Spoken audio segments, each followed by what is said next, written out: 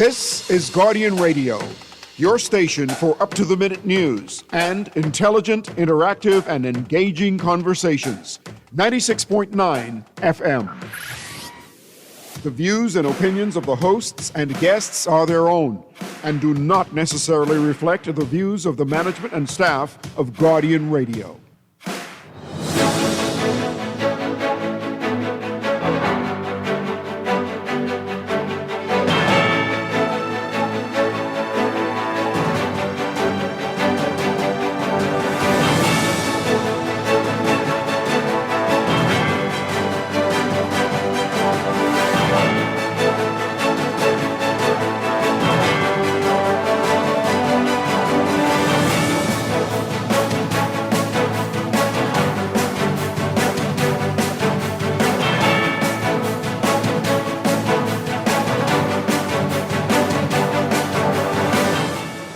Good morning.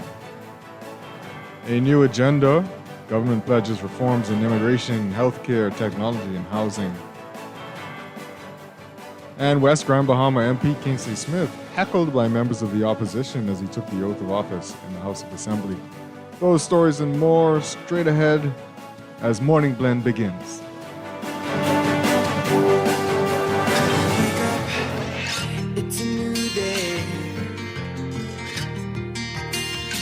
Wake up, it's a new day. It's the start of a new way. Don't you know that it's the start of the end of the old way.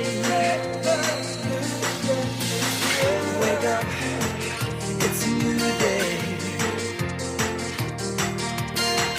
Wake up, it's a new day.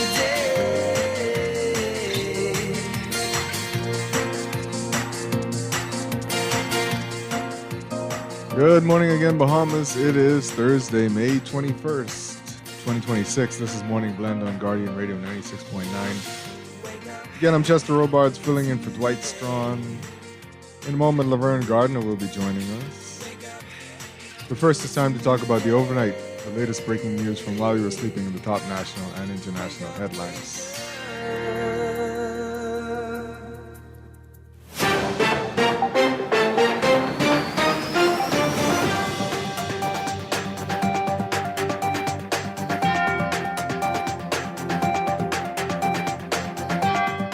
And in the overnight, Governor General Cynthia Mother Pratt yesterday delivered the speech from the throne, which outlined the Progressive Liberal Party government's policy agenda and included initiatives related to economic growth, transparency, legislation, immigration, energy, healthcare, and crime, among other things. The speech was read in the Imperial Ballroom of the Atlantis Resort.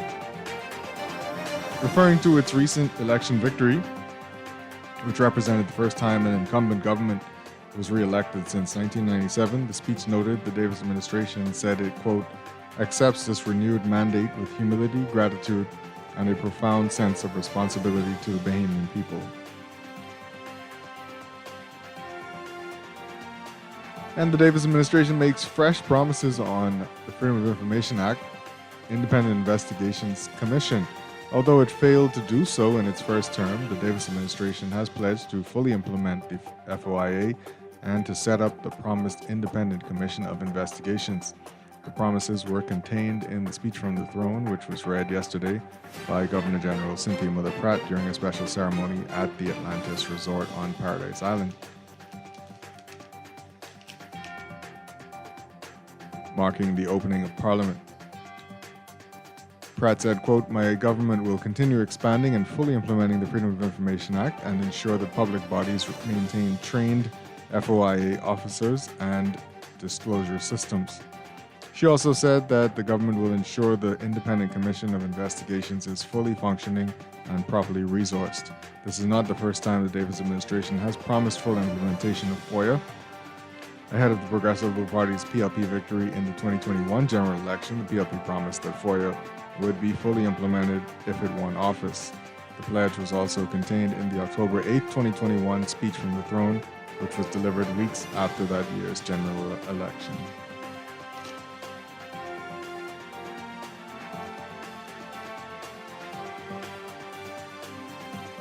And the election of Parliamentary Secretary in the Ministry of Education, Keenan Johnson, as Vice President of the Senate yesterday, violated the Constitution, forcing senators to elect J.Ann Major as Vice President hours later. Johnson was sworn in as Parliamentary Secretary in the Ministry of Education on Tuesday. When the Senate met yesterday morning following the opening of Parliament, Attorney General Wayne Munro nominated Johnson for Vice President. Senator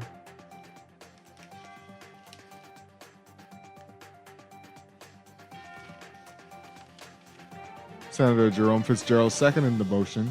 Johnson was unanimously elected by both government and opposition senators. Senate President Lachelle Adderley praised Johnson. She said, quote, Senator Keenan Johnson, I congratulate you on your appointment as Vice President of the Upper Chamber. I look forward to working with you in this capacity as we've worked previously in other capacities. But hours later, following the speech from the throne, the Senate met in the afternoon, and Munro noted the error.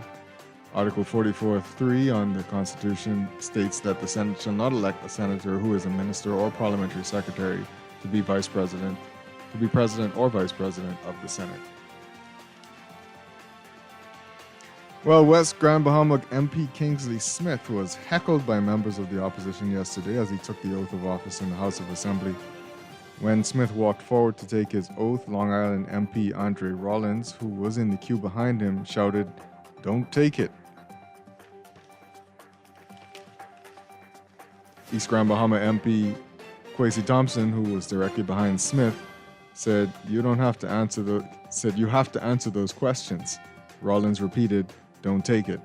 The gallery of the lower house was filled with relatives of the MPs, some of whom looked on in shock. When Smith began to recite the oath, Rollins repeatedly shouted, "Shame." Thompson also repeated, "You have to answer those questions." Smith came under scrutiny after a Tribune story over a plane crash on Election Day. In a statement on Tuesday, Smith said he was aware of news stories circulating about him. And he said, "Given the reports, this is an obvious attempt to force me to argue a negative. The reports in the public domain as they relate to me are salacious, defamatory, and entirely ill-conceived." When Rollins took his oath, a government MP exclaimed, "God help us." Rollins retorted, "You can eat it."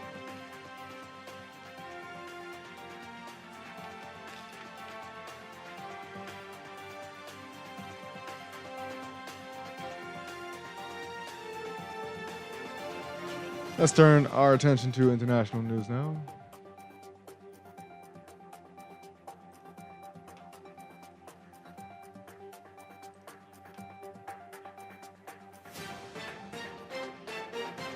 The U.S. is raising pressure on Cuba with the indictment of former leader as the island's president condemns the charges.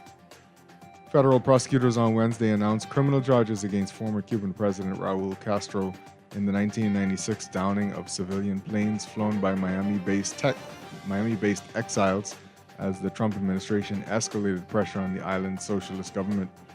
The indictment accuses Castro of ordering the shoot-down of two small planes operated by the exile group Brothers to the Rescue.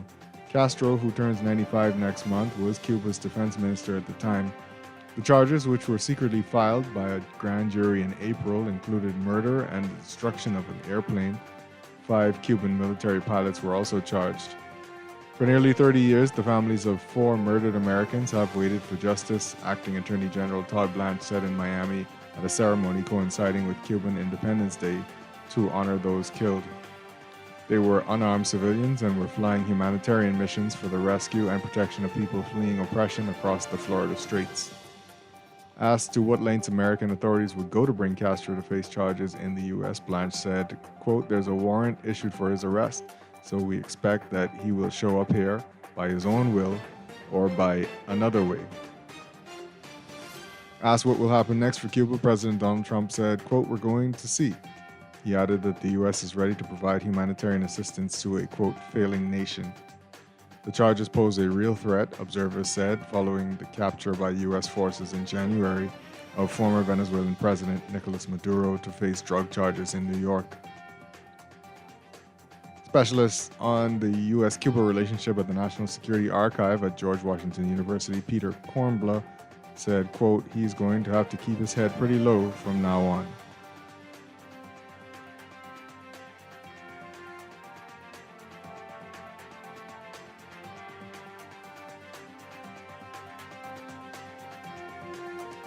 As negotiations with the United States hang in the balance, a hardline Iranian general linked to notorious attacks at home and abroad over the past decades is believed to have seized a place near the center of power.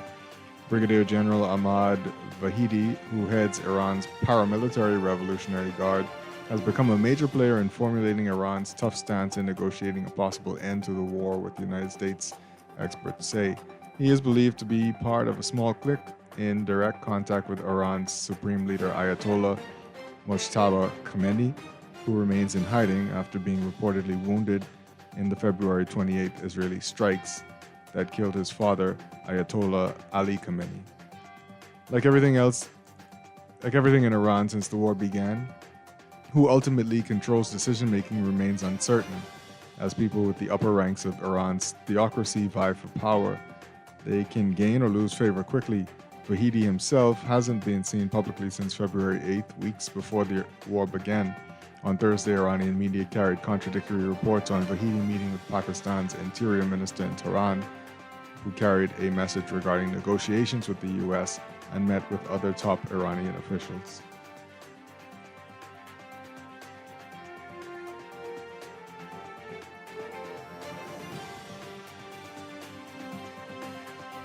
And in the years since President Donald Trump signed an executive order promising to create a deep-sea mining industry from scratch, businesses have raised millions of dollars from investors, stock prices have soared, and federal regulators have raced to fast-track a permitting process.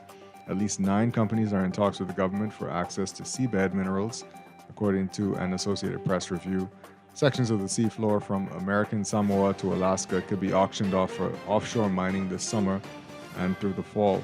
All the actions suggest the U.S. may soon give the green light for companies to commercially mine the seabed, something that's never been done in international waters.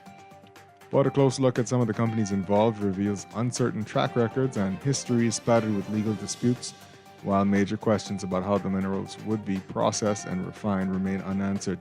Watchers of the nascent industry are skeptical the promised riches will ever materialize. Let's take a look at sports now.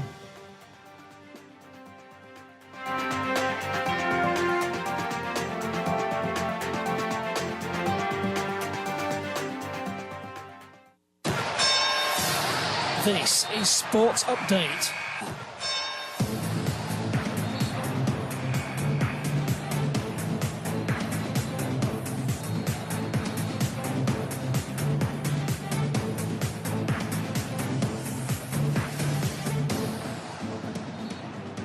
The Dynamos Football Club delivered on their promise of leaving the 2026 Bahamas Football Association Men's Knockout Cup as overall champions. The club won the title after shutting down Inter Nassau FC 2-1 in the championship game of the Knockout Cup at the Roscoe A.L. Davies soccer field on Sunday evening. In the third place matchup, the University of the Bahamas Mingos blanked United FC 3-0. Dynamos FC captain Valentino Hanna described winning as a beautiful feeling, giving their journey to the title. He said, quote, "For joy, excitement, and relief are just some of the words that can describe what we were feeling on Sunday. We always knew we were a championship caliber team, so to finally live up to the expectation was amazing."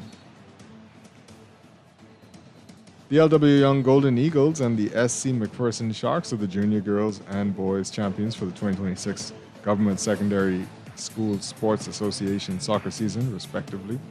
Championship matchups wrapped up on Wednesday at Roscoe A.L. Davies soccer field. The Golden Eagles stopped the H.O. Nash Lions' reign in the junior girls division. The Lions had won the last 3 junior girls soccer titles, but LW Young closed their championship window with a 2-1 victory on penalties. Maya Bow was named Most Valuable Player for the newly crowned Junior Girls Champions. LW Young head coach Shakia Roll expressed how good it felt to emerge as the Junior Girls title holder. She said, quote, "It feels like a relief. This is our rainbow after the storm." And the fall sports calendar in the country is expanding. 4 elite National Collegiate Athletic Association Division I women's volleyball as teams come to Paradise to participate in the 2026 Paradise Invitational Volleyball Showcase from September 11th to the 13th at the Grand Hyatt at Bahamar. The 3-day event, presented by GS Global Sports, will feature a series of thrilling matchups between elite NCAA volleyball programs, including the Southern Methodist University Mustangs, the University of Kentucky Wildcats, the University of Houston Cougars, and the Purdue University Boilermakers. Each of the 4 NCAA women's volleyball teams represent a Power 4 conference. Chief Executive Officer of GS Global Sports, Glenn Smith, spoke about what it means to bring an innovative event of this magnitude to the Bahamas. He said, quote, "We had a great time the past couple of days. I think you guys are going to see a lot of good content on our socials. We really appreciate Bahama as well as the Grand Hyatt for really the hospitality and really believing in this particular event."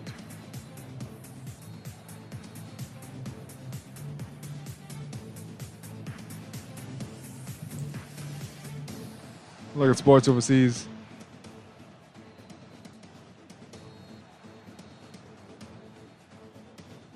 Aaron Rodgers took his time before deciding he wanted to come back for a 22nd season.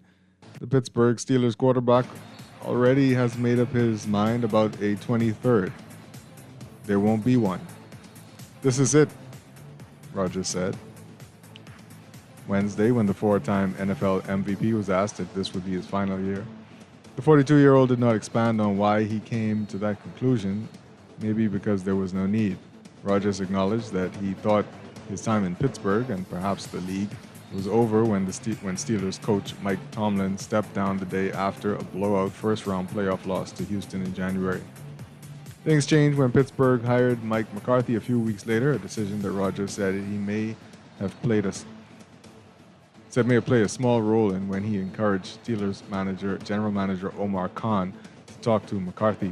Rodgers and McCarthy spent 13 years together in Green Bay, winning a Super Bowl while becoming a playoff fixture. McCarthy and Rodgers stayed in constant communication in recent months as Rodgers weighed whether to run it back one last time. While there was no one tipping point, the relative health of his 42-year-old body and the chance to have his career come, quote, full circle with a team that spent the offseason upgrading the offense in hopes of ending a lengthy playoff victory drought led to a reunion he called, quote, surreal.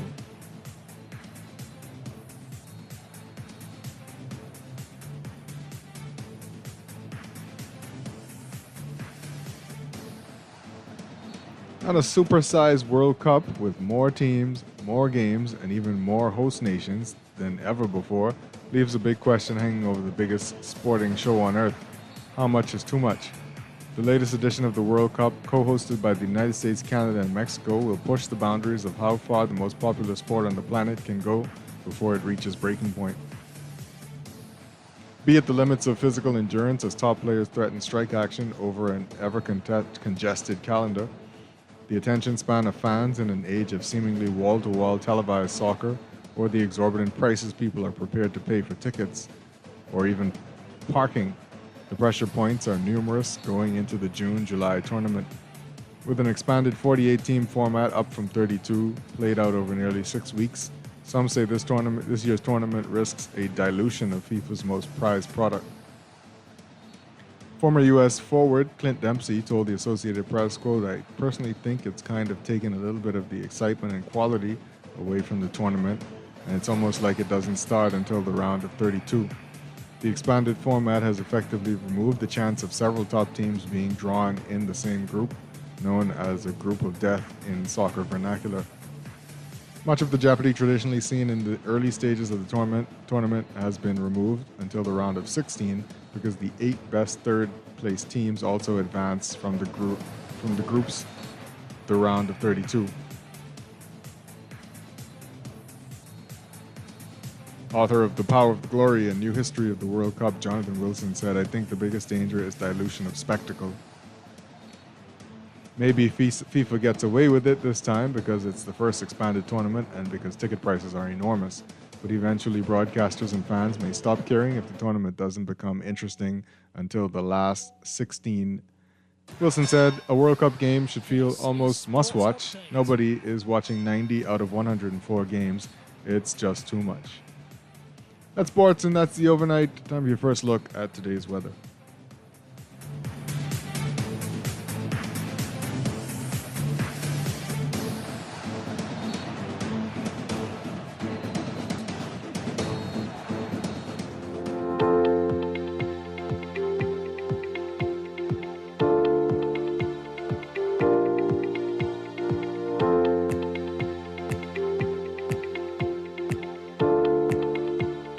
And in weather, as a persistent mid to upper level disturbance lingers across the northeast of the island chain, showers and thunderstorms will continue in the area today, with higher activity expected across the southeastern Bahamas and portions of the central Bahamas. Meanwhile, a broad surface ridging pattern will support moderate to fresh breezes across the country today. This disturbance will continue to linger near the island chain through early Friday, keeping shower and thunderstorm chances elevated, particularly across the central and southeastern Bahamas, before eventually shifting to the east by Friday evening.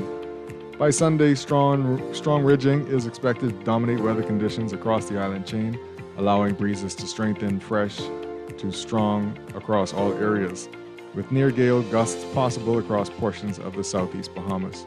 However, occasional shower activity will remain possible as low-level moisture moves across the area through early next week.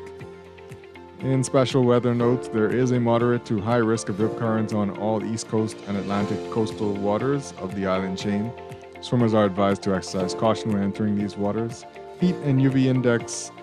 Residents across the northern, northwest, and the central Bahamas are advised to remain hydrated, wear protective clothing and sunscreen, and seek shaded areas while outside during peak sunshine hours today, as UV indices are expected to be in the very high range and heat indices can reach the upper 90s. Your weather outlook for the northern Bahamas: partly sunny today, becoming mostly fair tonight. A 20 to 30% chance of showers and isolated thunderstorms. Winds east to southeast at 10 to 15 knots. Your high temperature 90 degrees Fahrenheit, your low 77 degrees Fahrenheit. The heat index will make it feel like 97. For the northwest Bahamas, weather partly sunny today, becoming mostly fair tonight. A 10 to 30% chance of showers or isolated thunderstorms. Winds east to southeast at 10 to 15 knots with higher gusts. Your high temperature 90 degrees Fahrenheit, your low 77 degrees Fahrenheit, with an upper heat index of 97 degrees Fahrenheit. For the central Bahamas, a mix of sun and clouds today, becoming mostly fair tonight. A 30 to 40% chance of showers and thunderstorms today. Winds east to southeast at 15 to 20 knots. Your high temperature 88 degrees Fahrenheit, your low 79 degrees Fahrenheit, with a heat index high of 97 degrees Fahrenheit. And for the southeast Bahamas, weather partly cloudy to cloudy today, becoming variably cloudy tonight. A 40 to 50% chance of showers and thunderstorms today. Winds easterly at 15 to 20 knots with higher gusts. Your high temperature 88 degrees Fahrenheit, your low 79 degrees Fahrenheit. We'll have an extended forecast for you later in the show, but when we come back, we're discussing some of the day's top stories. That's when Morning Blend continues here on Guardian Radio 96.9, home of fresh news and smart talk all day. Wake up, it's a new day. Wake up, it's a new day. It's the start of a new way. Don't you know that it's the start of the end of the old way. Wake up, it's a new day. Wake up, it's a new day.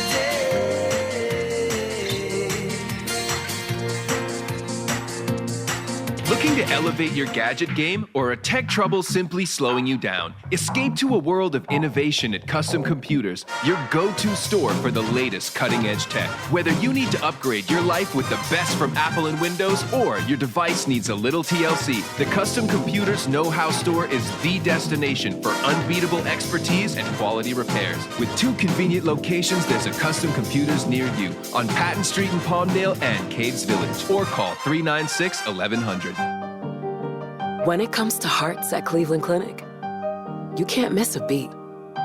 You seek the best care possible, work with the brightest minds, and leave no stone unturned to get to the heart of the matter. Because understanding is always the first step to overcoming. For every heart in the world, see how we're advancing the future of heart care at Cleveland Clinic today. Tired of banks forcing you to use technology to bank the way they want you to? Your convenience is important. So no matter what your banking needs, Commonwealth Bank's friendly staff are always available in branch for that personal one-on-one service. But when you choose technology, our online and mobile banking app offers you state-of-the-art functionality. The choice is yours. Commonwealth Bank. Bank the way you want. Every day in a busy world, we have to do so much. Bank with CIBC and get that personal touch. Share your ambitions, let us help your dreams come true. At CIBC, you're at the heart of all we do. We're on your side, we're listening, we know the way you feel. CIBC, ambitions made real.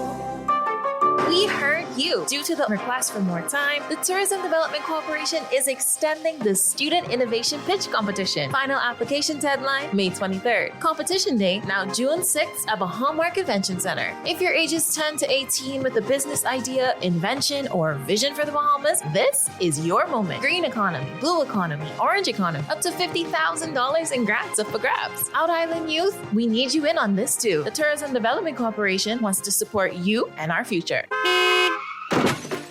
No one likes a fender bender. Oh, man. From a little scratch to a full mashup, NUA Insurance has got you covered with auto insurance tailored to fit your needs and budget. For affordable rates with free on-site accident assistance, visit us online or in branch and just ask us. NUA Insurance. Ask us because we've got you covered. Wake up, it's a new day. Wake up, it's a new day. It's the start of a new way. Don't you know that it's the start of the end of the old way. Good morning. Welcome back to Morning Blend here on Guardian Radio 96.9. I'm Chester Robards, filling in for Dwight Strachan. Joining me, Laverne Gardner. Good morning, Laverne. And good morning to our listeners, especially those in Grand Bahama. Hey, good old Grand Bahama. Some good things ahead for Grand Bahama, eh? Okay. Okay. Oh, let's invite the people to join us today. Yeah. Text us at 422-GR96 on the BTC text line powered by BTC. That's 422-4796. Standard text rates apply. You can call us 323-6232, 325-4316, 325-4259, 242-300-5720. And of course, we're going to talk about what's in the news. So let's get started.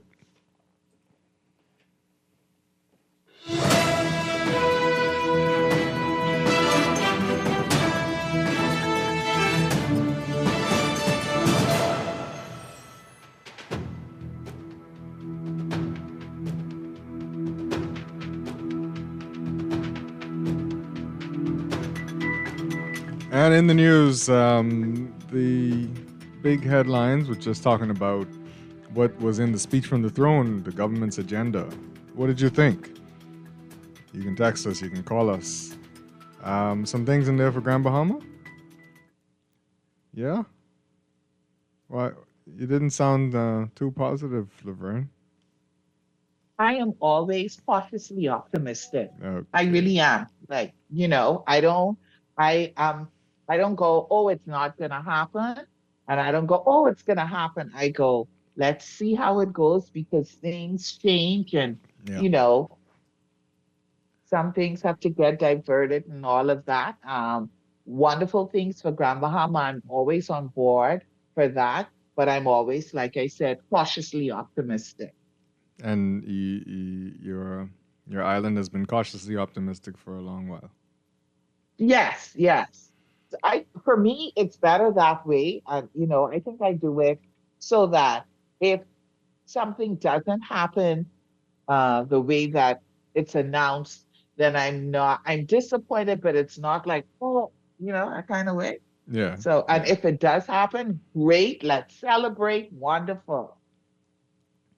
So, again, a text message already. Someone saying, it wasn't in the speech from the throne the mention of PMH.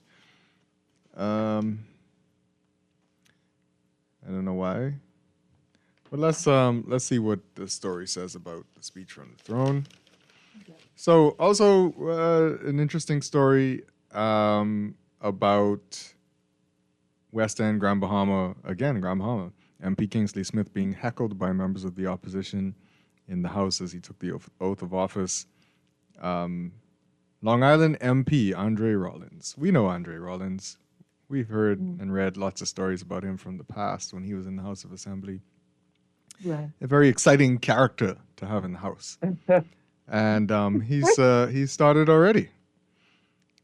So when Smith walked forward to take the oath of office, Long Island MP Andre Rollins, who was in the queue behind him, shouted, "Don't take it." And I think the funniest exchange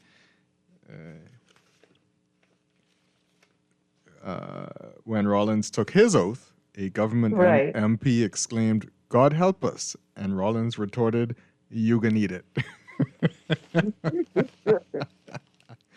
Oh boy, what is the next So that 5 is an years going to look like? indication. Yeah, I just want to say, let's buckle up because that's an indication of, I guess that's an indication of what we can look forward to. I don't know. We're going to say that maybe it's going to be interesting, but, back and forth between the governing party and opposition, Yeah. Well, that's for me, that's just par for the course. what I see is going to be the thing is who's going to be the strongest opposition voice. Right. And it's going to end up being a telltale sign about the F&M somehow, Yeah. some way. Yeah, of course. Of course. So if you think Rollins is The just... loudest voice is going to command the most attention. Yeah, yeah. Mhm. So we'll see about that. The Davis admin makes fresh promises on the Freedom of Information Act and Independent Investigations Commission. How do you feel about that? How do you feel about another promise of making the Freedom of Information Act, giving it the teeth that it needs, the body that it needs to actually work? We've been doing this for how long now, Tessa? Very long. Yeah, Very like long. how long? Is this the most complicated act in the history of all government? Is this the groundbreaking thing? It is. And yes, I am being facetious a bit, but I have to answer because I think now this has gone over now into the third. This is now into the third governing cycle. This Freedom of Information Act, Or third more. or fourth. Or more. I can't remember, right? You set up the office and then you say we have to staff the office and then we have to train, okay? And then we have to restaff the office and then we have to retrain. So yeah. Yeah. Yeah. So let me try and flip through some of the stuff in the speech from the throne, which is the government's agenda. So they want to build on economic progress. One of the things I appreciated the Governor General saying in the speech is that in this fiscal year, 2 of the major international credit rating agencies upgraded the outlook for the Bahamas, but my government recognizes that economic statistics alone do not define the daily realities facing Bahamian families. Yes. Thank you. Now what you gonna do about it? Right. Too many Bahamians You still... recognize that. Too many Bahamians still feel pressure from the high cost of living. Too many young Bahamians are still searching for opportunity. Too many small businesses still face barriers to growth. And they have for a long time. And you have the tools, and you hear the cries, and have heard the cries for a long time. Why are we still having the conversation about fixing it? Yeah. That's my problem with this whole thing. Again, with freedom of information. You keep saying we're going to do it, but you don't do it. Keep saying, You're saying, oh, we tired of understand. the talking about it. Yeah. Yeah, be about it. Get to it. Yeah. Technology has fixed so many things very quickly.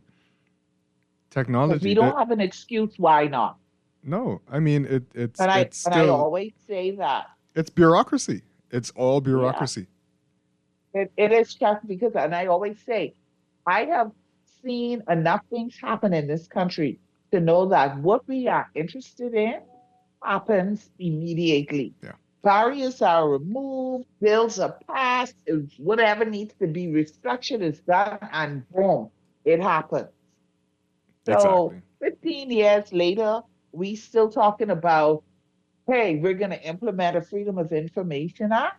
That tells me that that's not a priority. We're really not interested in doing it because it does not have to take this long. Exactly. And Exactly. that's for all governments, lest anybody, any listener thinks that I am just hammering on one government. That's for all governments. If it was a priority, it would have already been implemented. Implement. Absolutely. Absolutely.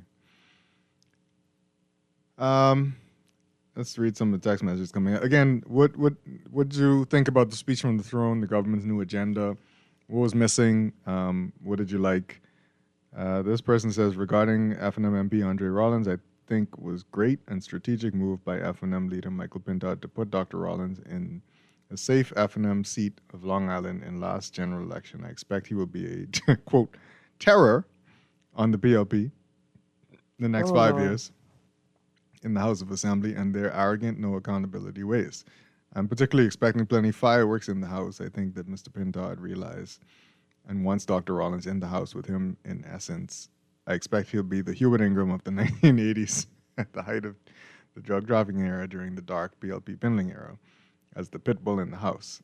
I also think at earliest opportunity, the FNM as a party must put its best foot forward and elevate Dr. Andre Rollins to deputy leader of the party. The party needs a strong, fearless, and particularly articulate person in that very important position of deputy to complement the leader efforts in holding his seemingly lawless government accountable. Okay.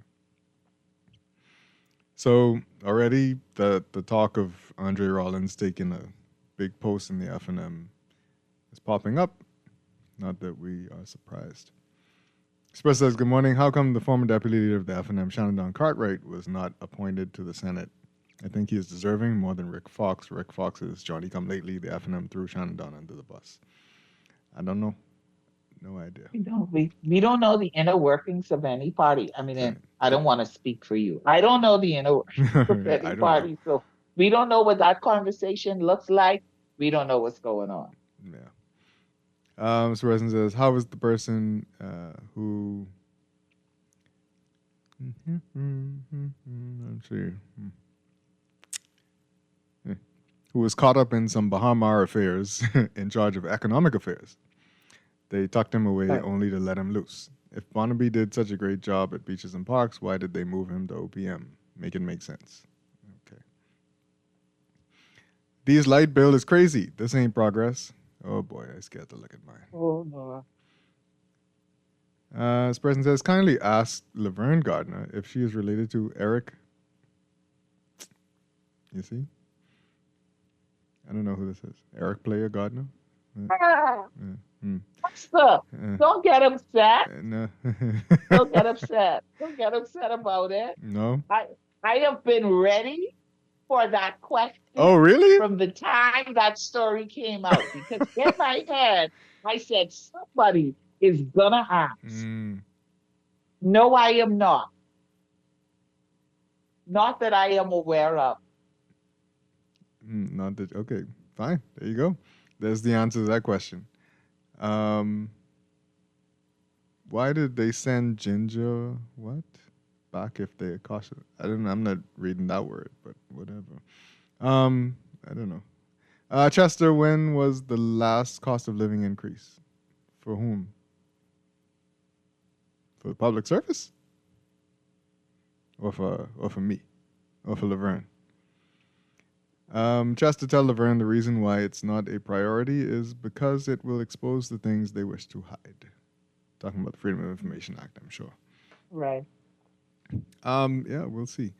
We'll see what happens. We got calls coming in. Good morning, caller. Welcome to Morning Blend. Yes, sir. Good morning. Good morning. You know, we seem to be too much concerned about who's the government or the politics of it all, you know, rather than the basics of it all, which is all the nation economics of it, as of it. You know, it's either left or right.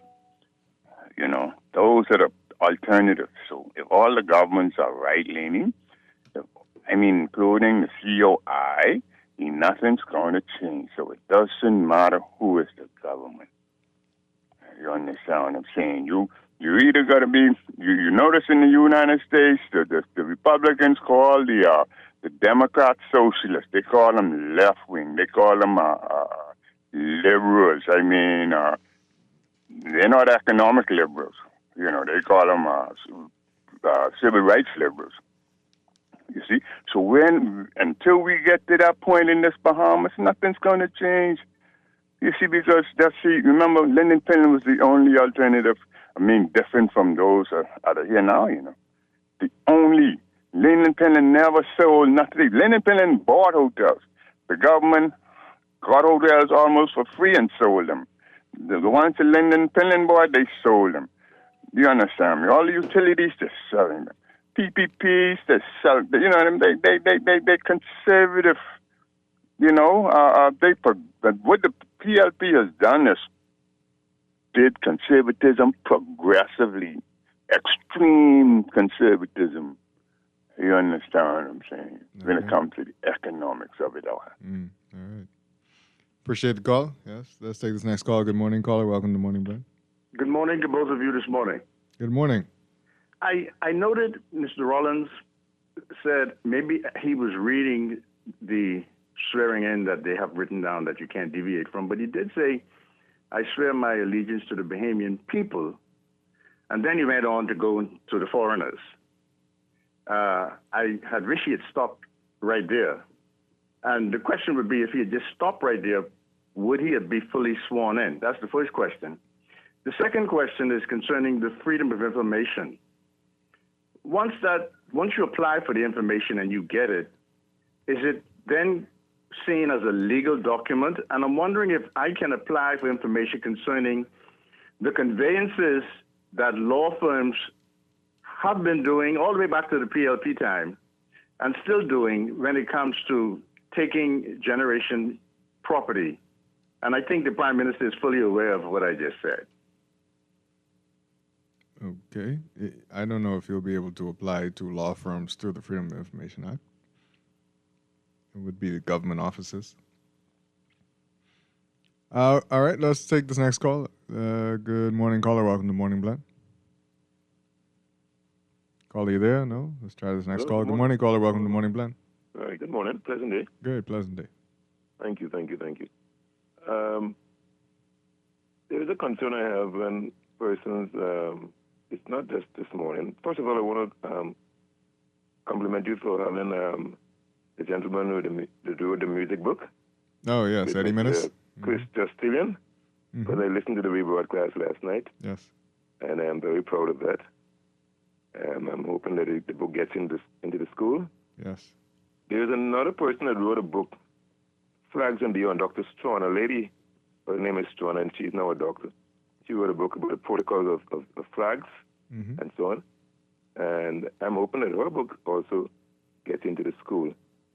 I saw an app or a reel showing where no other nation flag should be flown publicly without the Bahamian flag or the national flag of the country on the right-hand side at first, and things like that. Right. Now, the concern I had earlier is when persons say that the average is the ones that voted in the current government. I think those general statements should be withdrawn and should not be entertained.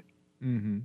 And last but not least, I'm thinking that the deputy of the FNM should have also been placed in a safe seat, as they call it, like Andrew Rollins, my good cousin, because I call a lot of people cousin, I'm not learning the Bahamian way, and friends of friends and so on.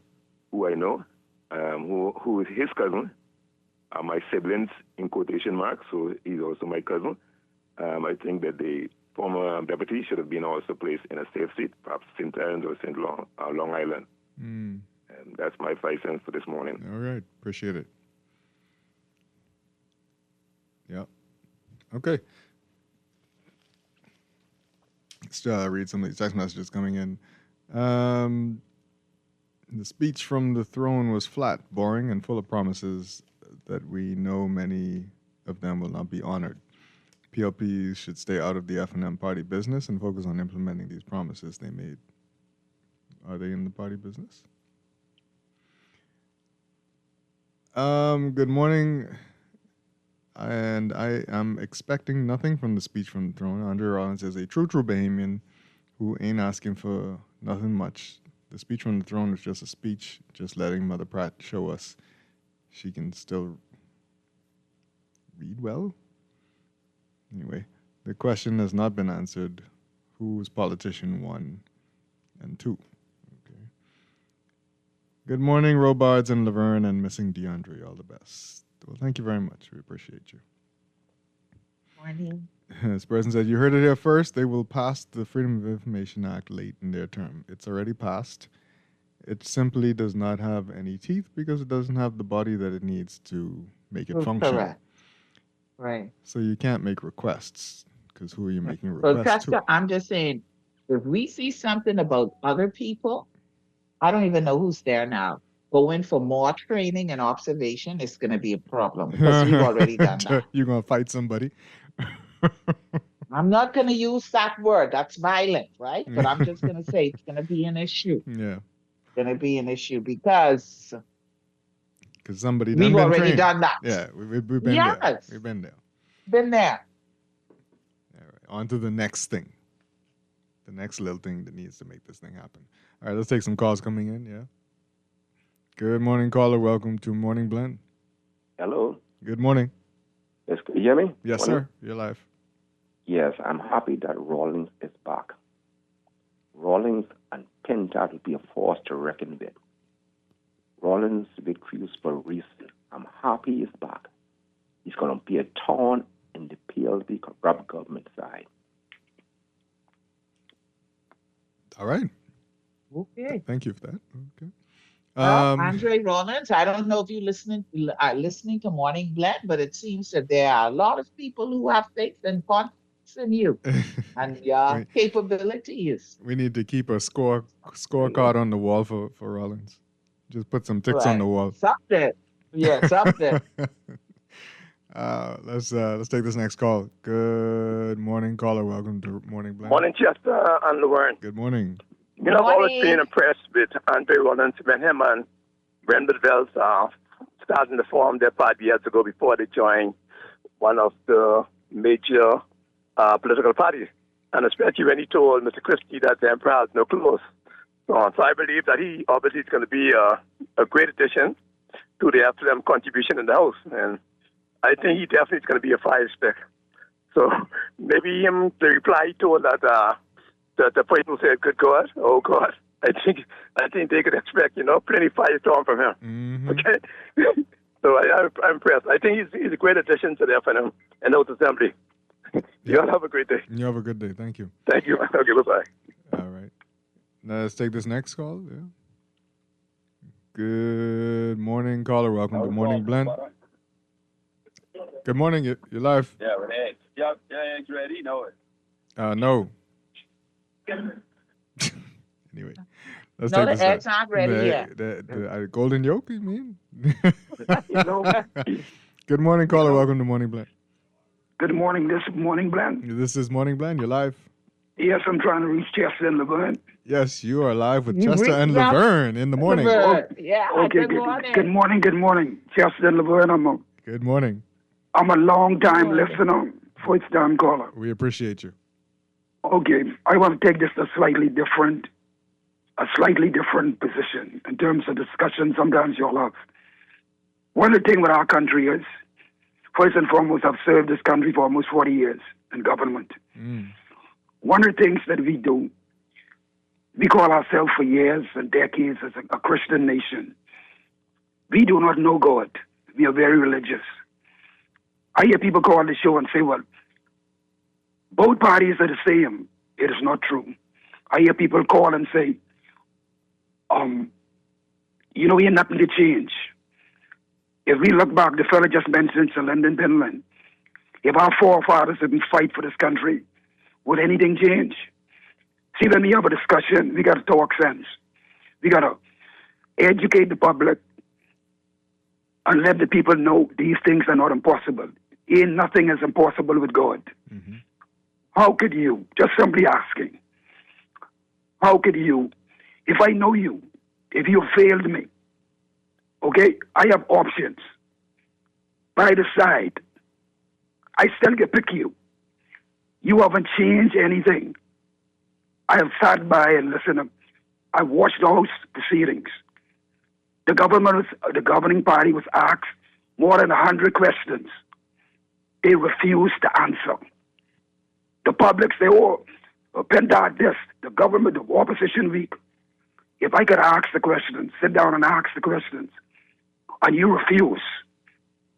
If I go on, I read the papers, I educate myself, but then yet still, I want the rat to guard the cheese. Okay? I want the rat to guard the cheese. We call these talk shows, we talk Christianity. We are not Christians. Because if we are Christians, we would understand that the only currency that God deals with is faith.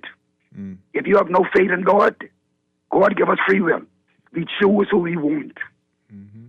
And when we choose people and we start to reap our rewards, we turn around and talk a bunch of stupidness. The Bible, read the Bible.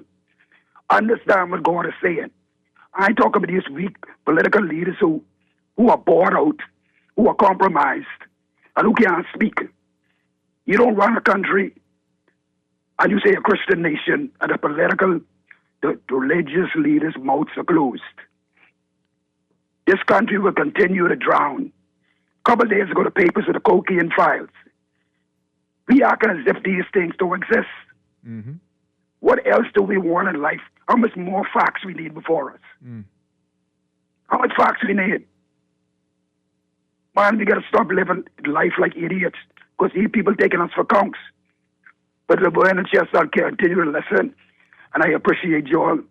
But we got to wake up as a nation and stop practicing stupidness, man. Absolutely. How could you close out on this? Why don't the government give us the magic formula? From 2021 to now, when you make your declaration, whose salaries or income has been doubled, tripled, or quadrupled? It appears if they have a magic formula, they love their constituents so much. Why don't they give us that formula so a lot of us, our lives could change? Please ask them for me to give us that magic formula. Thank you, sir. Thank you. Appreciate it. Amen to that. Thank you, yes, first time caller. Please find out the magic formula. I need that. Well, we all asked for it. I said when after the declarations that I have to fire my financial advisor and go to everybody in government because my financial advisor don't help me grow money not like that. Like that. Does not. And everything that gentleman said is real. We have a severe problem in this country. Everybody thinks it's a joke who is involved in it, or they really are just the most selfish individuals on the face of God's Bahamas. Because, as he complained, people know about, like that commercial says, who hiding the drugs, right? Mm-hmm. Where the drugs is around the corner. Yeah. Well, no. This is a tiny little country. You can't hide your face forever. And people don't keep their mouth shut. And everybody on social media seems to know. But nothing seems to get done. Nothing seems to get done.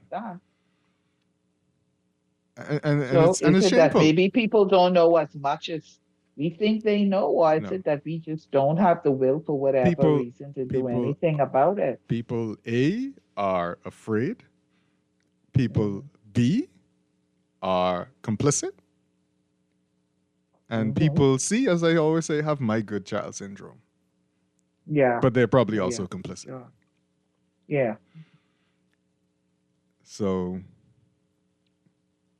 yeah, that gentleman is right on. I mean, it's what we've been complaining about for forever, right? Yeah, and like you said, rightly said, Laverne, they have the means to fix all of the situations that are low hanging fruit. Ease of doing business, that's not that difficult. Right. And you get tips and tricks all the time. So they have the means. Do they have the ways? They got bad ways. Okay. That's what they got. Let's try and sneak some of these calls in before the break. Good morning, caller. Welcome to Morning Blend. Yes, good morning, Chester. How are you? Good. How you doing? I'm doing okay, thank you. And good morning, Laverne. How are you? I'm good. Good morning, Anton. What's going on? You all right? Yep. Excellent. And good morning to the nation. Let me ask you a question, Chester. Let me start in reverse from where you just left off. Do you think the opposition is aware of what you're speaking about? I said everybody knows So somebody why do you think, and something. Why do you think no one in the opposition has made an official complaint, providing evidence to support the complaint? Oh no, I don't know if it's associated with this particular thing. I'm talking about it in general. Okay. All right. I don't subscribe to that. That in general thing is very dangerous. Next point. I noticed throughout the various talk shows, there's the average texter, this nonsense that they talk out of their mouth continues to be aired, right? As it relates to the accusation of persons who voted for the Progressive Liberal Party. Okay, and so if I remember that stupid scenario, and because it's stupid, it's ignorant. If I remember that ignorant scenario, right? If you are so dumb as a political opponent that you cannot convince someone who is a D average, what average does that make you? If you are dumb enough that you cannot convince someone who you are considering to be ignorant or illiterate, you cannot convince them. You cannot show them a better way. What does that make you? What average? You must be under the floor. You must be under the floor. Next question, Chester. Are you aware of corruption in the PLP government? In the PLP government?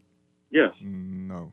Because I note over the various talk shows again, this claim of corruption continues to come up. Are you aware? You're a Guardian News reporter for business. Are you aware of corruption in the PLP government, Chester? No. I wish y'all would stop allowing people in the public to make such unsubstantiated, ignorant, stupid claims, especially on the mainstream radio. And finally, Chester, I know that you were saying everyone in social media seems to know.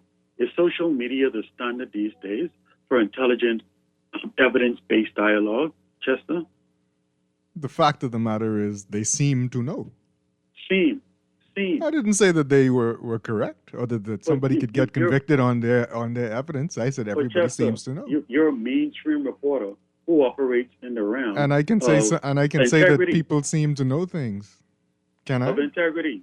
You operate in the realm of integrity, Chester. You don't operate in the realm that low standard in social media. But what's the point? If I pick up somebody who seems to know something, I should find out if they know that for real or if they could substantiate those things, right? I have to start with this person seems to know something. That's the first thing I start with. Yeah? Hello? Is anybody there? Oh, he fell off. I'm here. I'm here. Let's take this next call coming in. Good morning, caller. Welcome to Morning Blend. Good morning, Chester. Good morning, Laverne. Good morning.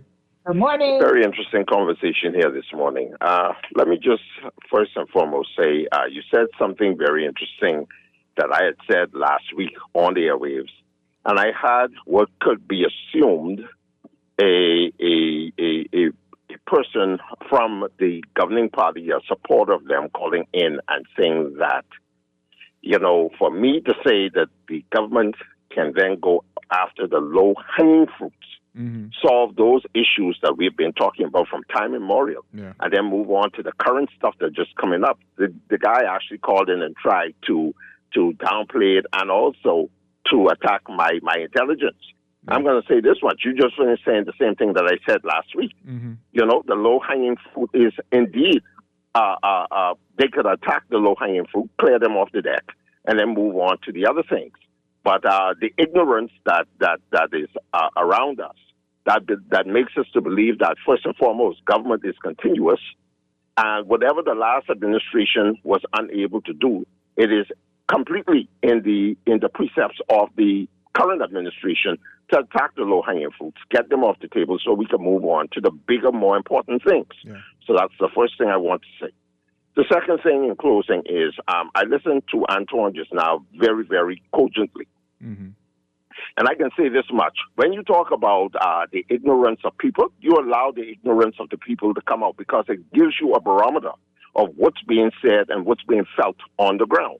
Just because you're not feeling it and just because you're not saying it, it does not mean that that's not the experience of other people. That is what makes a nation a nation. And in terms of corruption, there's corruption in every government. Right now, as it stands, they talk about there's corruption in the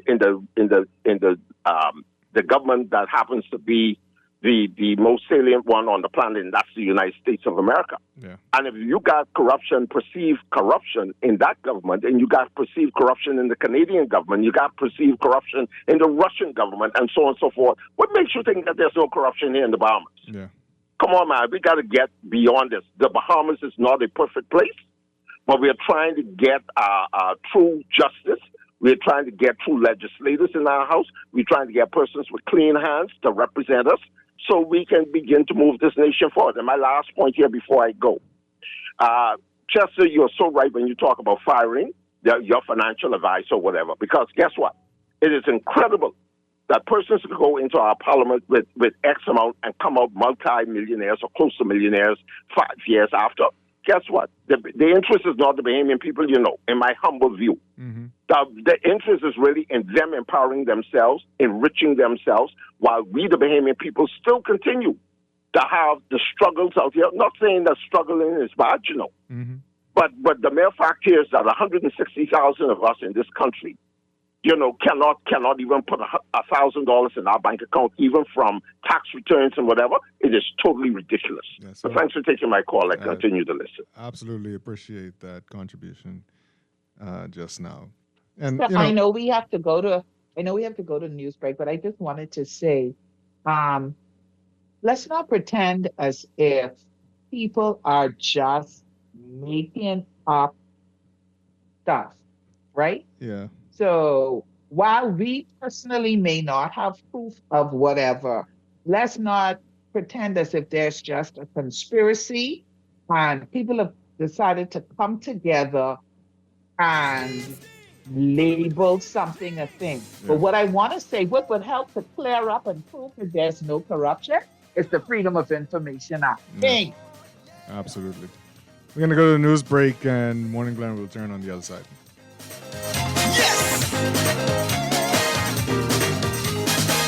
I's a Bahamian, hairy born and bred. I don't want to live nowhere else, even when I dead. I's a Bahamian, and I always late. If you want me there by 9, better tell me come 8. See, I's a Bahamian, and I don't like say nobody gonna spend my money. This is Guardian Radio 96.9 FM, streaming on GuardianTalkRadio.com and the Guardian Radio app, Nassau, Bahamas. And now at 8:21, it's time for your final look at today's weather, brought to you by Sherwin-Williams Paints.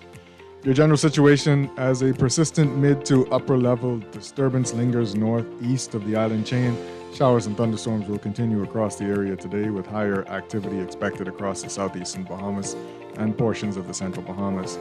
Meanwhile, a broad surface ridging pattern will support moderate to fresh breezes across the country today. This disturbance will continue to linger near the island chain through early Friday, keeping shower and thunderstorm chances elevated, particularly across the central and southeastern Bahamas, before eventually shifting to the east by Friday evening. By Sunday, strong ridging is expected to dominate weather conditions across the island chain, allowing breezes to strengthen, fresh to strong across all areas, with near-gale gusts possible across portions of the southeast Bahamas. However, occasional shower activity will remain possible as low-level moisture moves across the area through early next week. In special weather notes, there is a moderate to high risk of rip currents on all the east coast and Atlantic coastal waters of the island chain. Swimmers are advised to exercise caution when entering these waters. The heat and UV index residents across the northern, northwest, and central Bahamas are advised to remain hydrated, wear protective clothing and sunscreen, and seek shaded areas while outside during peak sunshine hours today, as UV indices are expected to be in the very high range and heat indices can reach the upper 90s. For the northern Bahamas, weather partly sunny today, becoming mostly fair tonight, a 20 to 30% chance of showers and isolated thunderstorms. Winds east to southeast at 10 to 15 knots. High temperature today, 90 degrees Fahrenheit, your low 77 degrees Fahrenheit. Your heat index will feel like 97 degrees Fahrenheit. For the northwest Bahamas, weather partly sunny today, becoming mostly fair tonight, a 10 to 30% chance of showers or an isolated thunderstorm. Winds east to southeast at 10 to 15 knots with higher gusts. Your high temperature, 90 degrees Fahrenheit, your low 77 degrees Fahrenheit. The heat index up to 97 degrees Fahrenheit. For the central Bahamas, a mix of sun and clouds today, becoming mostly fair tonight, a 30 to 40% chance of showers and thunderstorms today. Winds east to southeast at 15 to 20 knots. Your high temperature, 88 degrees Fahrenheit, your low 79 degrees Fahrenheit, with a heat index of 97 degrees Fahrenheit. For the southeast Bahamas, weather partly cloudy to cloudy today, becoming partly to variably cloudy tonight. A 40 to 50% chance of showers and thunderstorms today. Winds easterly at 15 to 20 knots with higher gusts. Your high temperature, 88 degrees Fahrenheit, your low 79 degrees Fahrenheit. Your tropical weather outlook: the tropics remain quiet and tropical cyclone formation is not expected during the next 7 days. In your extended forecast for Friday, tomorrow, weather conditions for the southeast Bahamas: partly to variably cloudy during the day, becoming mostly fair at night. A mix of sun and clouds elsewhere during the day, becoming mostly fair at night. For the northern and northwest Bahamas, a 10 to 30% chance of showers with possible afternoon thunderstorms. For the central and southeast Bahamas, a 20 to 40% chance of showers with possible thunderstorms. Winds for the northern and northwest Bahamas are east to southeast at 10 to 15 knots with higher gusts across the northwest Bahamas. For the central and southeast Bahamas, winds east to southeast at 15 to 20 knots. Your high temperature, 88 degrees Fahrenheit tomorrow, and your low 79 degrees Fahrenheit, but the heat index will make it feel like 97 degrees Fahrenheit for the high. And on Saturday, for all areas, a mix of sun and clouds, a 20 to 30% chance of showers. Winds for the northern and northwest Bahamas will be east to southeast at 10 to 15 knots with higher gusts across the northwest Bahamas. For the central and southeast Bahamas, winds easterly at 15 to 20 knots with higher gusts. Your high temperature, 84 degrees Fahrenheit, but the heat index will make it feel like 97. And your low on Saturday, 79 degrees Fahrenheit. That's your outlook for today. Brought to you by Sherwin-Williams Paints. Ready to refresh your space? Head to your local Sherwin-Williams for premium paint, pro tips, and everyday deals that make it easy to get started.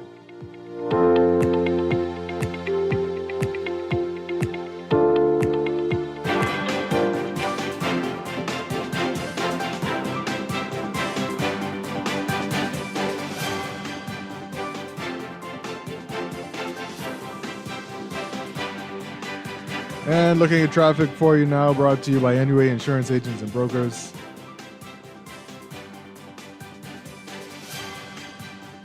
Maybe there's a glitch in the matrix, but traffic on Gladstone Road not looking too bad at the moment. Actually, looking pretty good in most of the hotspot areas, except, of course, Samalabal Highway, where there's lots of traffic. Backed up all the way to Fire Trail Road and some traffic building in Fire Trail Road as you head eastbound. And traffic building, of course, in all directions headed toward that roundabout with some Malabutla Highway and Tony Williams Darling Highway. Traffic looking okay on Blue Hill Road as you come off of Carmichael Road. Not so much traffic on Carmichael Road as you approach Blue Hill Road at the moment. And it doesn't seem that there's much traffic on Blue Hill Road as you approach the Big Chicken. I could be wrong. Forgive me if you are sitting in traffic staring at the chicken. Lots of traffic between East Street Roundabout and Blue Hill Road Roundabout on Independence Drive eastbound. And lots of traffic on East Street as you head north.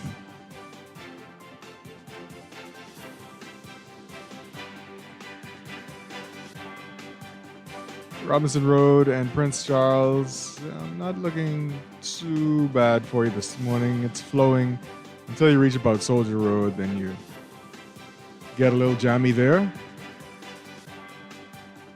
On the Eastern Road, traffic is moving.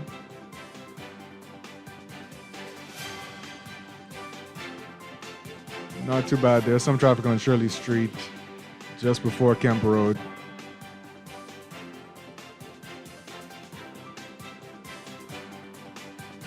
And as you approach the Saunders Beach roundabout, there's some traffic building there. Not as bad as it could be. Those are your hot spots for this morning, brought to you by NUA Insurance Agents and Brokers. Whether you prefer a face-to-face chat or handling things online, we've got you covered. Visit nuainsurance.com for an instant motor quote or stop by our nearest branch today.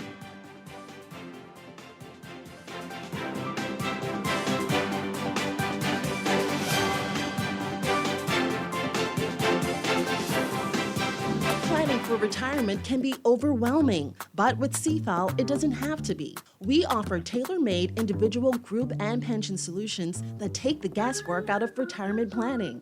Whether it's for you or your company, don't leave your future to chance and let the trusted hands of CFAL's experts guide you toward peace of mind and financial stability.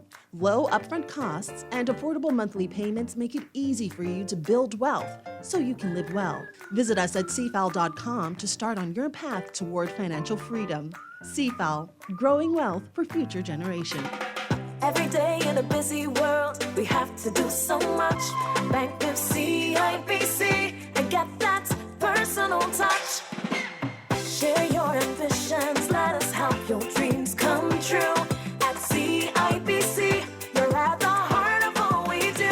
We're on your side, we're listening, we know the way you feel. CIBC, ambitions made real. If you're done with gas prices burning a hole through your wallet, stop paying the price and start driving the solution. A BYD EV from Easy Car Sales comes with an 80% drop in your fuel costs. So wave goodbye to gas lines and charge while you sleep. For 8 years, drivers like you have been breaking up with the pump and waking up to freedom. It's more than a car. It's a new way to be. It's a BYD from the one and only authorized dealer in the Bahamas. Visit easy242.com to learn more. Wake up, it's a new day. Wake up, it's a new day. It's the start of a new way. Don't you know that it's the start of the end of the old way. Wake up, it's a new day. Wake up, it's a new day. Good morning, welcome back to Morning Blend here on Guardian Radio 96.9. Chester Robards filling in for Dwight Strachan along with Laverne Gardner. And we're continuing our conversation about what was in the government's new agenda. Lots of people talking about what Free National Movement MP for Long Island, MP Dr. Andre Rollins did to Kingsley Smith, heckled him as he took the oath of office. And And the government making a promise to implement FOIA this time around. Again, this time to implement once again. Something like that. Right, Laverne? Is that how it goes? I guess. Something like FOIA is going to happen. Let's put it like that. FOIA is going to have some teeth in this cycle. Well, maybe not the teeth That's that too we much? want. Maybe not the teeth that we want, though. Lord. See, because when they were starting there to you do, go. when they were starting the pilot, there were only certain ministries that you would be able to request information from. Right. Will they do that again? Mm. Or will it just be Good carte point. blanche? Will we be able to request information from any ministry? The other thing is, how well have they preserved documentation and information? Okay. I can almost guarantee you most of it is not going to be digital. Mm. And somebody going to say they have to dig through some filing cabinets, and the filing cabinets ain't been put together right. Yes, So the that's next not good. hurdle. But by now, shouldn't we have known that? By now, I'm just saying, by now, because this is what, the third or fourth government cycle. We don't already know what we have available digitally and what we don't. And the things that we don't have digitally, no one was making sure that they became digital all this time. I don't.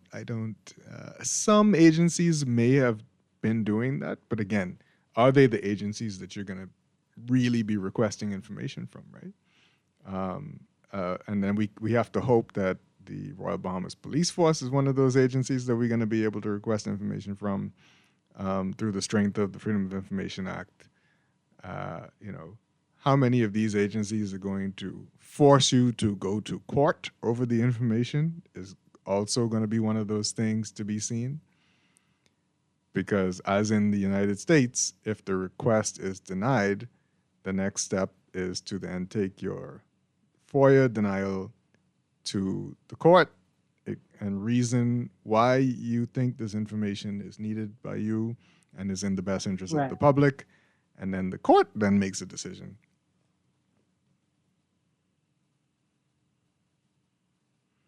So, even though in the U.S., some of the stuff that they get through the Freedom of Information is amazing. Like, and a lot of stuff isn't fought. Maybe because there's already precedents, and so what's the point of fighting it, right? Right. Like I said yesterday, a lot of the cell phone body camera video that ends up out on the internet and in the news is because of FOIA requests in the U.S. So that's how people are held accountable there. We got calls coming in already. Let's take these calls. Good morning, caller. Welcome to Morning Blend. Caller, there. Good morning, caller. Welcome to Morning Blend. Hello, good morning. Hi, good morning. Is this Chester? Yes, sir. And Laverne, good morning to all of you. Morning. Hi, Laverne.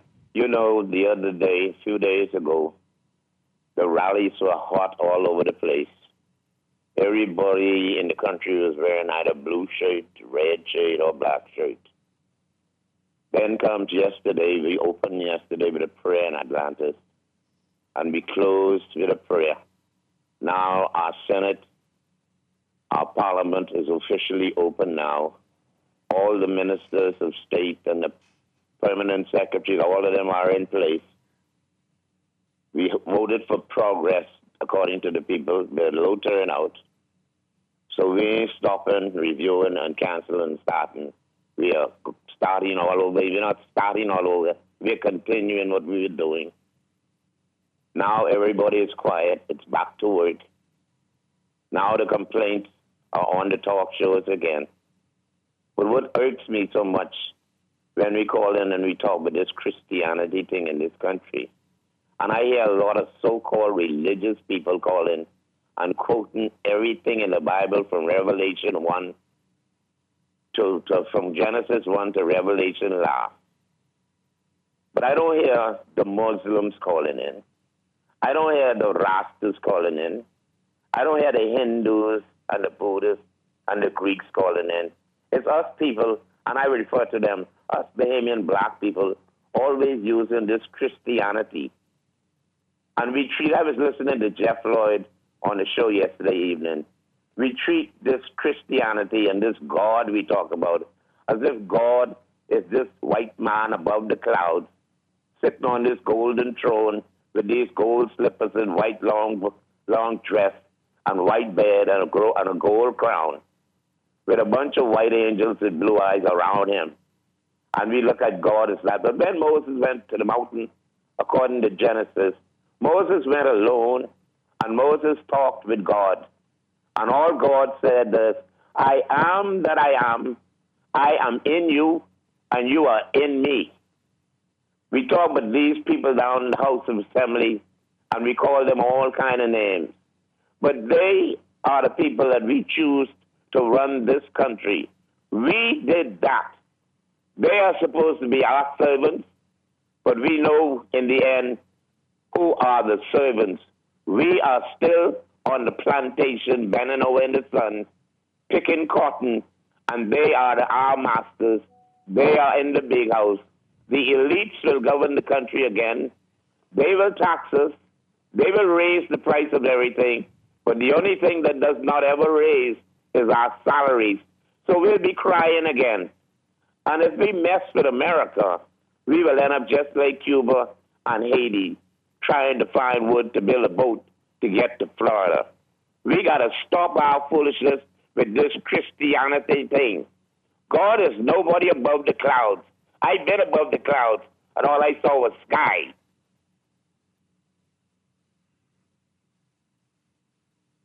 Okay. All right. I don't. Paul and Rock say, okay. Yeah. Okay. Okay.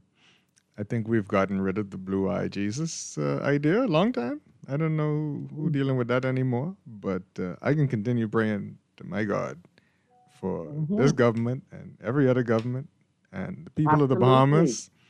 Absolutely. You could. I don't know why Sparky want to stop the people from doing it. The Muslims and the Jews and whomever else could call in and give their point of view. That's fine, but they don't. And the Rastafarians, but they don't. So if the Christians want to call in, Anybody can call in. So this isn't the phone numbers aren't reserved for anybody in particular, or that you have to subscribe to a particular belief system. That's right. Anybody can call, and we don't know. Because we don't ask you about it. We don't know who was called to say what they believe in. But much like you, Chester, I'm going to still pray to my Lord and Savior Jesus Christ. That's right. I'm going to still call on his name, and I'm still going to trust in him that whatever happens in this country, whomever leads this country would do so in an upright way and for the benefit of the Bahamian people. That's right. I know in my church we pray for our leaders. We pray for Philip Brave Davis last term. We're going to pray for Philip Brave Davis this term. And everybody in his cabinet. It doesn't even matter how you vote, in the sense that you want the best for this country. You would be insane to pray for the downfall, or you know what I mean? You want, because we all have to live under it, right? That's right. So that's right. So you always pray for the best. People are enjoying Sparky's fact that he'd been above the clouds. And all he see was sky. You know what? I have to say that after Anton's call, I do agree that the people who keep saying that the average voted for the present government is an ignorant thing to say, right? We do agree there. Let me read some of these text messages. Use it, but I mean, it really. Oh Lord, lots of text messages. Okay, let's try to take these calls. Good morning, caller. Welcome to Morning Blend. Hello. Yes, sir. Hello. How you doing? Good. How you doing? All right. I just want to defend my Lord and Savior Jesus Christ. You go ahead and do that. I thank God that I was born in a country where we were taught righteousness and all laws and government were established through the Bible, through God. Yes. These were established because man wanted them, not the Heavenly Father, because He's the King of Kings and Lord of Lords. Man wanted or needed them. So I just want to say something to Sparky. You know, you have your belief, Sparky, and some of us have ours. And in the name of Jesus, be careful how you handle what you're talking about when it comes to God. Because many people paid a serious price for that. I want to say something that is vitally important. Yesterday in the House, I heard they heckled the man from Long Island. Now, these are some immature PLPs or ministers, call themselves ministers, supposed to act like adults. Children are watching while you're heckling the doctor of Long Island because you disagree with something that he said. Sorry, they heckled the man from But I Grand want Bahama. to say one thing for sure. He is there to represent the people and his feelings. And you all in the House Assembly need to be a little bit more respectful to the honorable man of Long Island and the leader of the opposition. No, You all are wasn't- very disrespectful. It And the wasn't people them are who watching. heckled. Both ways. It wasn't them Y'all who think this can go down? Let me share this with y'all, this last point. This country was born, established, well, I would say established, on the Bible and God the Father and Jesus Christ the Son. That's how this country was established. This country is no longer there anymore. We are under witchcraft also. I want to say that. Bribery and all those things that happen during politics is considered witchcraft. God bless. All right, thank you. In fairness, Pastor, we have to say that there was a back and forth, right? Yeah, there was a back and forth, The but- words were exchanged when the minister for Grand Bahama was being sworn in, and then words were exchanged when the member of parliament, sorry, not minister, the member of parliament for Grand Bahama, and then words were exchanged again when the member of parliament for Long Island was being sworn in. So let's not, create a narrative where it's only Long Island that, got heckled. But the It's strength, back and forth. the strength of the heckling was directed toward the Grand Bahama MP. Right, more so than Long Island. So I'm just saying that in fairness, I don't want us to put something out there as if, Yeah. only one person was being heckled. Yeah. Let me try to get through And some of some these. were, like you said, were more heckled than others. Yeah, let me try to get to some of these text messages. I see your callers. They're going to try to get to you very quickly. Good morning. And the speech from the throne was a progressive. Oh, boy. Y'all be nice this morning, okay? Please. Progressive to the Gussie May cabinet. It was unimpressive. Everything yesterday was for show. These people need to answer all the questions not answered in their last term. Repeat them for the table. Enough talk. Okay. Yes, we should read those unanswered questions from last term. Good morning, Justin Go Laverne. right back to that. Yeah. Good morning, Justin Laverne. Would be interesting if serial declarations were printed in one place. If the serial declarations were printed in one place. The magic formula is to. What's that? I don't understand what that is. This person says Andre going to make a fool of himself as usual. Christie gone easy on him, but no, his slick talking won't work with Brave and his crew. They will have Rollins for clown. The magic formula is get a car lot and sell cars, or get a big building and rent it out, or get in the number business. Sitting on the blocks and hoping for a miracle ain't gonna cut it. I don't know about any of those. Boy, are people bitter, eh? Many praying for the country to fail because their government ain't win. This country gone succeed just for y'all bitter people. Election over, it's time to govern. Pray for your government. Every day, it's only negativity. If you listen to these stations every day, you'll swear no positivity happening in this country. You listen too many, the country burning down. Nope, that's not true. We're just dealing with the issues, trying to get them fixed. So if the issues are That's a negative, gross generalization. on Saturday there's a very positive show done by Deandra Cartwright, the Happy Hour. Yeah. So yeah, people aren't bitter. People are just watching what the governments are doing, and if some of the things they're doing or not doing look negative, then we got to deal with them, right? Yes, I think some people bitter though. I mean, some people. I'm not saying that people aren't bitter, but we're not. But we're not dealing on this show with abject bitterness, right? Right. We're trying to deal with. But I think some people walking around with a little bitterness. I'm sure. I'm absolutely sure. But if they're talking about the callers on this show, I mean, maybe one or two are bitter, but I think people have issues that they want the government to deal with urgently. Mr. President, my prediction is that they take it to the finish line, but deliberately not. Oh, they're talking about FOIA. This is where the rich challenge the poor with libel. The first thing Anton talked about was evidence. Anton Scrappin, man, you get him good with in general. LOL, damage control. Anton, why are you calling Anton names? I'm not joining that. Anton attacked the press. Buckle up. Okay. A and B students work for C and D students. Do they? That's another thing that I don't know why these people say that. Some PLPs and FNMs and independents are corrupt because these police officers, PRD employees, prison officers, defense force officers, customs officers on charges of extortion and bribery just this week. And high-ranking politician number one of them groups, corruption and lunch money are endemic in this country. Yeah, okay. Which is why people say what they say, I guess.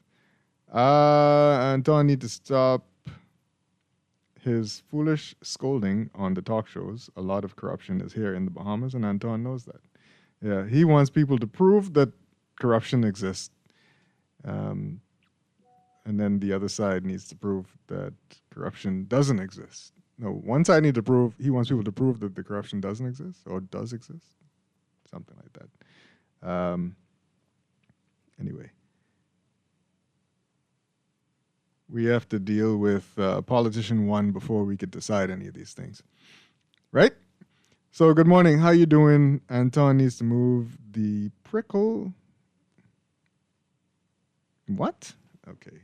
The speech from the throne says they're going to implement legislations to deal with persons who are dealing corruptly in government. So why does he think the PLP is corruption-free if this administration plans on implementing legislations that deal with such? Now, I hope we're not confusing government with like public service. So you have the elected officials on one hand, and then public service, those people who work for government, right? So let's not kind of conflate the two. Chester and Laverne, you have all seen the massive mansion owned by Nicolas Maduro in the Bahamas? Really? Where is it? Send us a Google Maps pin.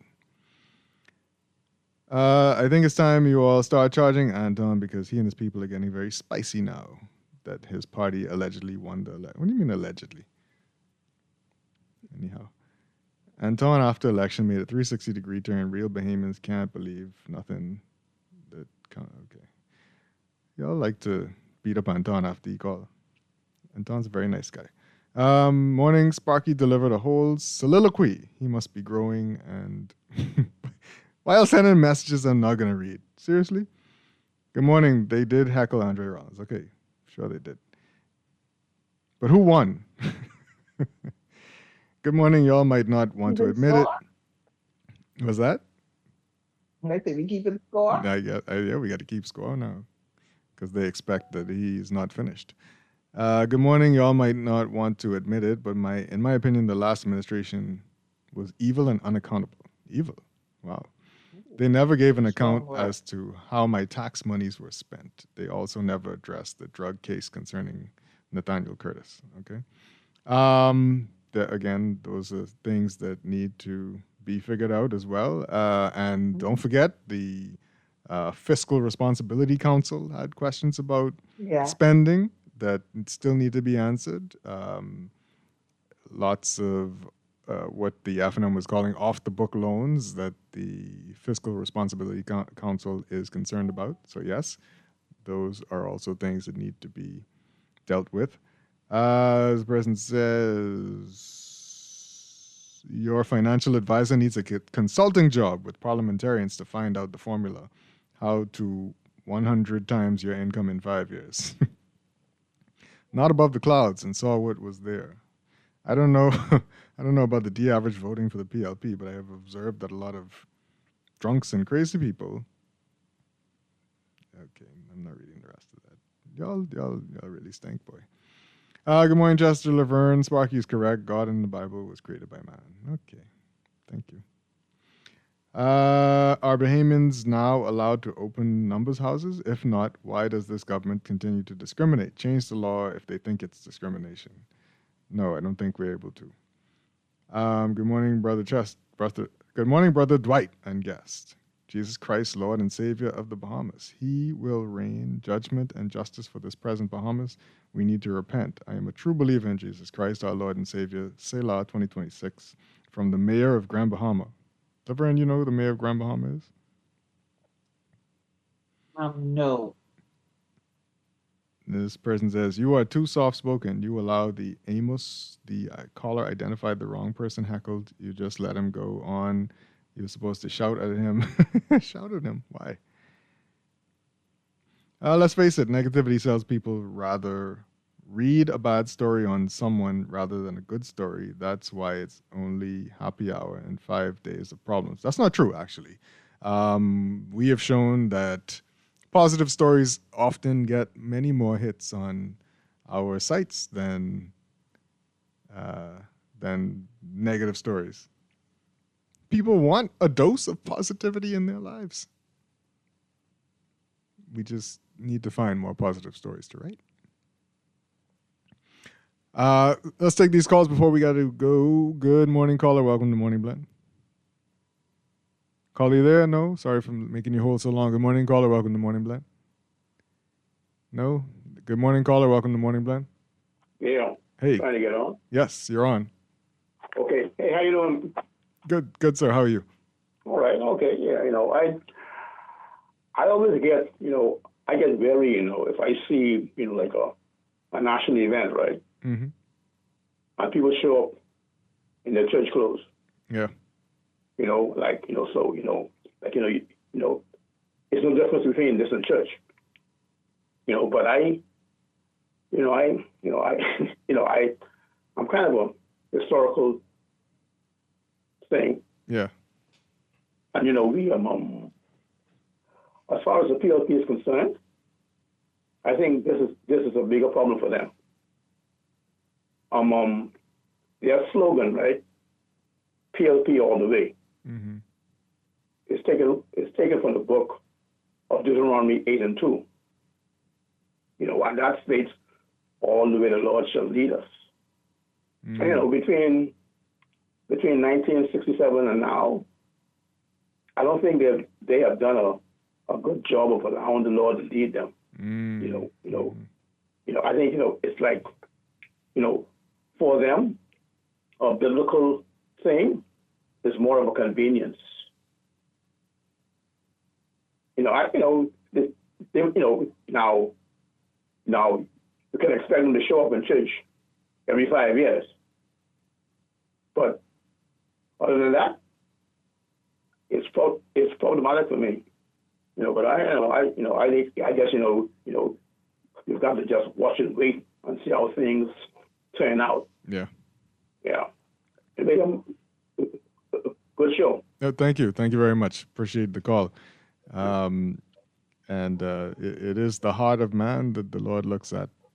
Mm-hmm. When you sit up in church, you got to think about your own heart, right? Yep. Yeah.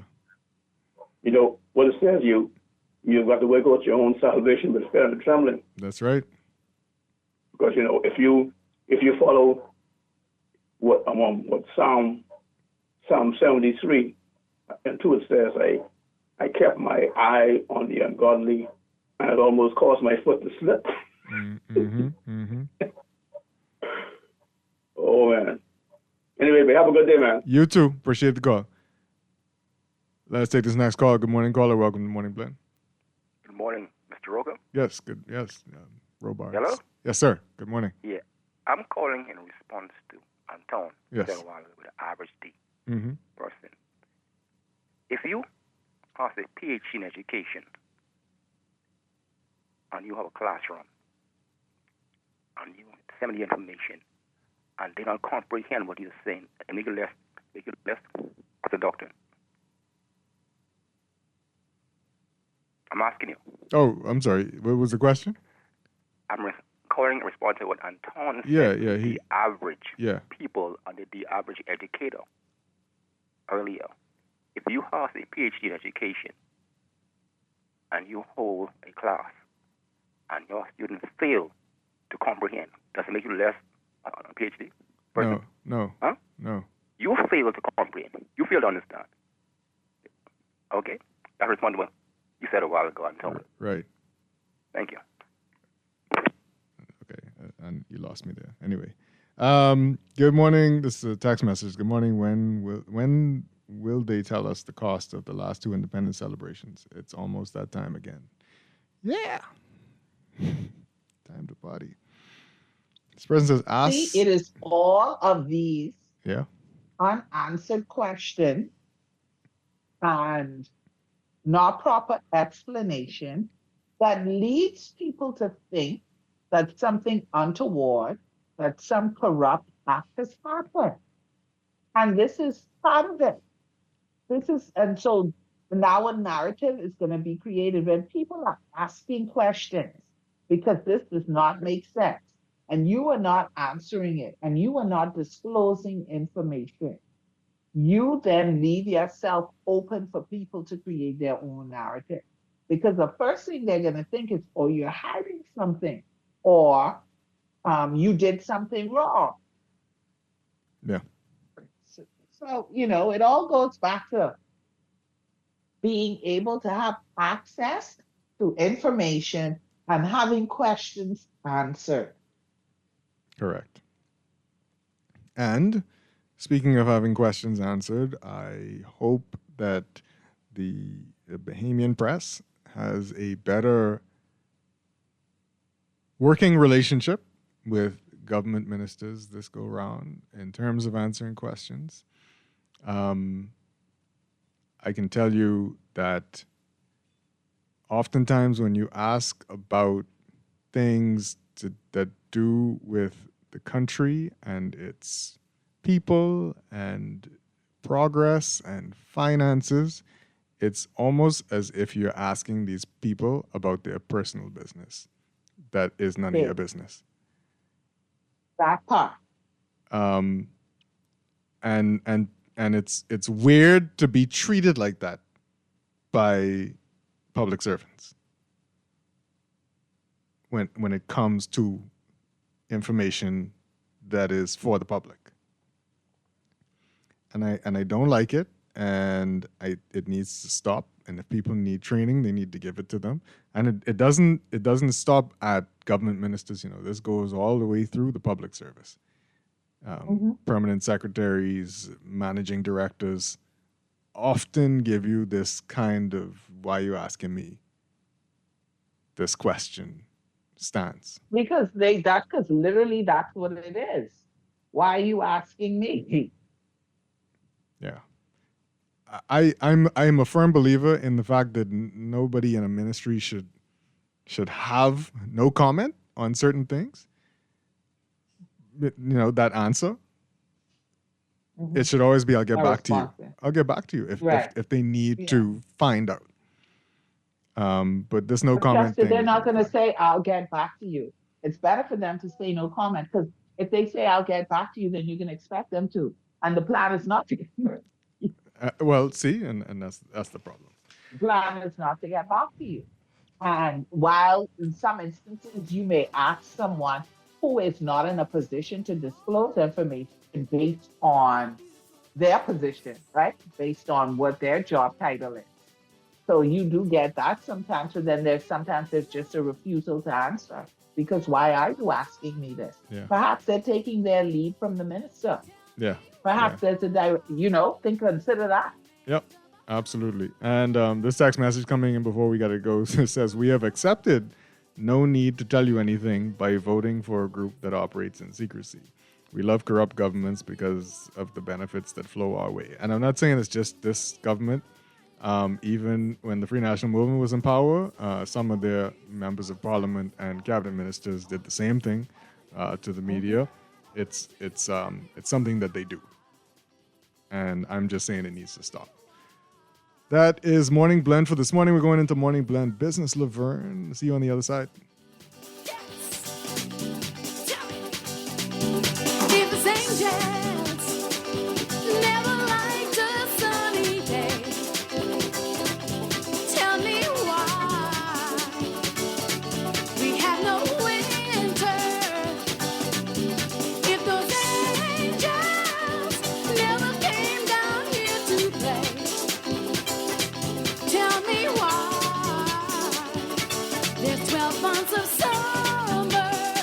This is Guardian Radio 96.9 FM, streaming on GuardianTalkRadio.com and the Guardian Radio app, Nassau, Bahamas.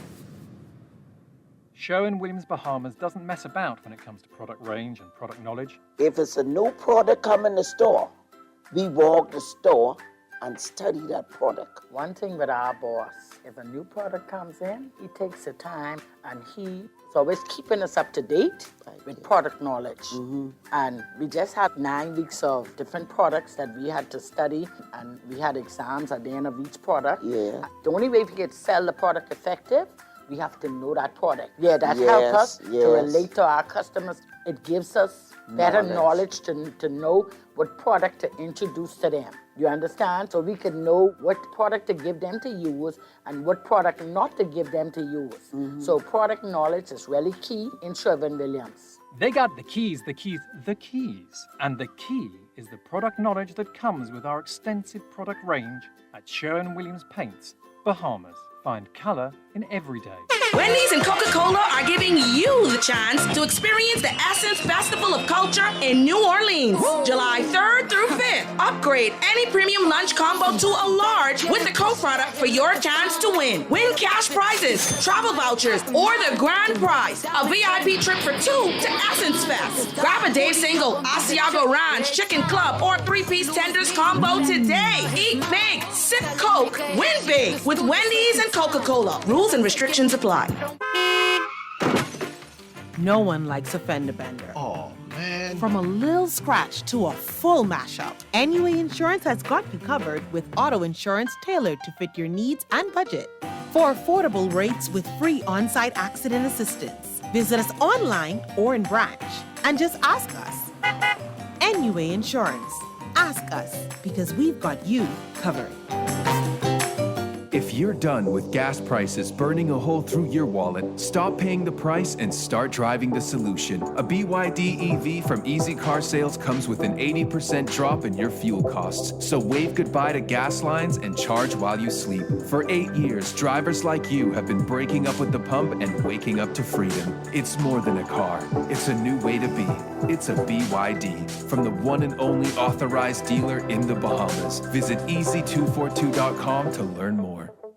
Tired of banks forcing you to use technology to bank the way they want you to? Your convenience is important. So no matter what your banking needs, Commonwealth Bank's friendly staff are always available in branch for that personal one-on-one service. But when you choose technology, our online and mobile banking app offers you state-of-the-art functionality. The choice is yours. Commonwealth Bank. Bank the way you want. This is Guardian Radio 96.9 FM, streaming on GuardianTalkRadio.com and the Guardian Radio app, Nassau, Bahamas. The views and opinions of the hosts and guests are their own and do not necessarily reflect the views of the management and staff of Guardian Radio. Wake up, it's a new day. Wake up, it's a new day.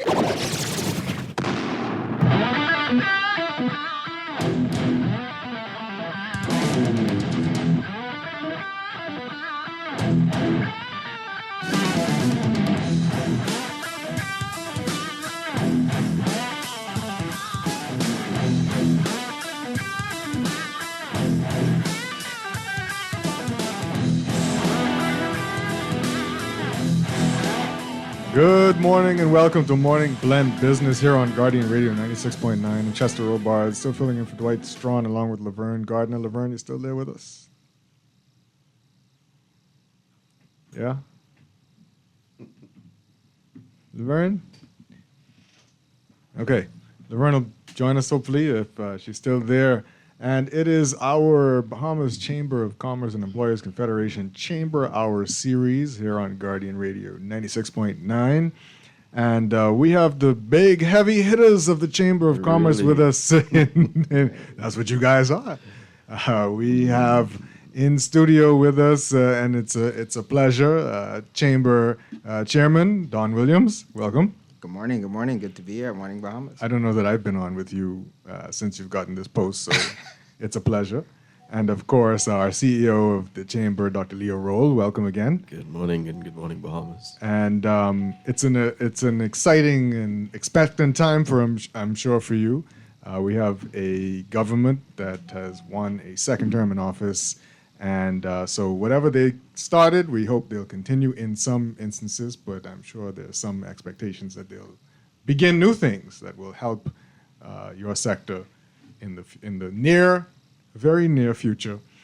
So let's talk about it. Let's talk about what this means, a second term for a government for the Chamber of Commerce at the outset.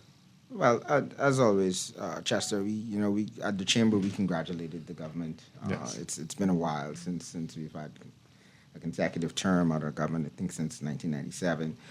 So it does allow for quite a bit of continuity, as we spoke of earlier. Now, what our goal is to find out what the plan is. Right. So the speech from the throne eloquently said. Yes. There were a lot of items that we took note of, obviously, in terms of ease of doing business, in terms of updating organizations such as NIB, digitization of a lot of the government agencies. We saw that there were some concerns in terms of how much time we're going to give. While we do, as business owners, we do love to make sure that our employees are taken care of. So whether that is through mental health, giving them the necessary time that they need for maternity leave, we want to make sure that it's fair. So Right. We've had a lot of conversations with a lot of the organizations, obviously the Tripartite Council, et cetera, but we want to see the overall plan. Yeah. So for us, we listen, we take notes. From the Chamber, we're always looking for these items, and we've been speaking about them over the years, not just in my tenure as chairman, but I'd have to say, obviously, improved fiscal monitoring. We want to see more educational programs, so that is diversification of the revenue measures. Okay? So yeah. that's always key, because we want the government to be able to generate more revenue without having to tax the business community as much as they do from time to time. Right. Businesses know the taxes are there. They're going to happen. Yes. But how much are you taxing us?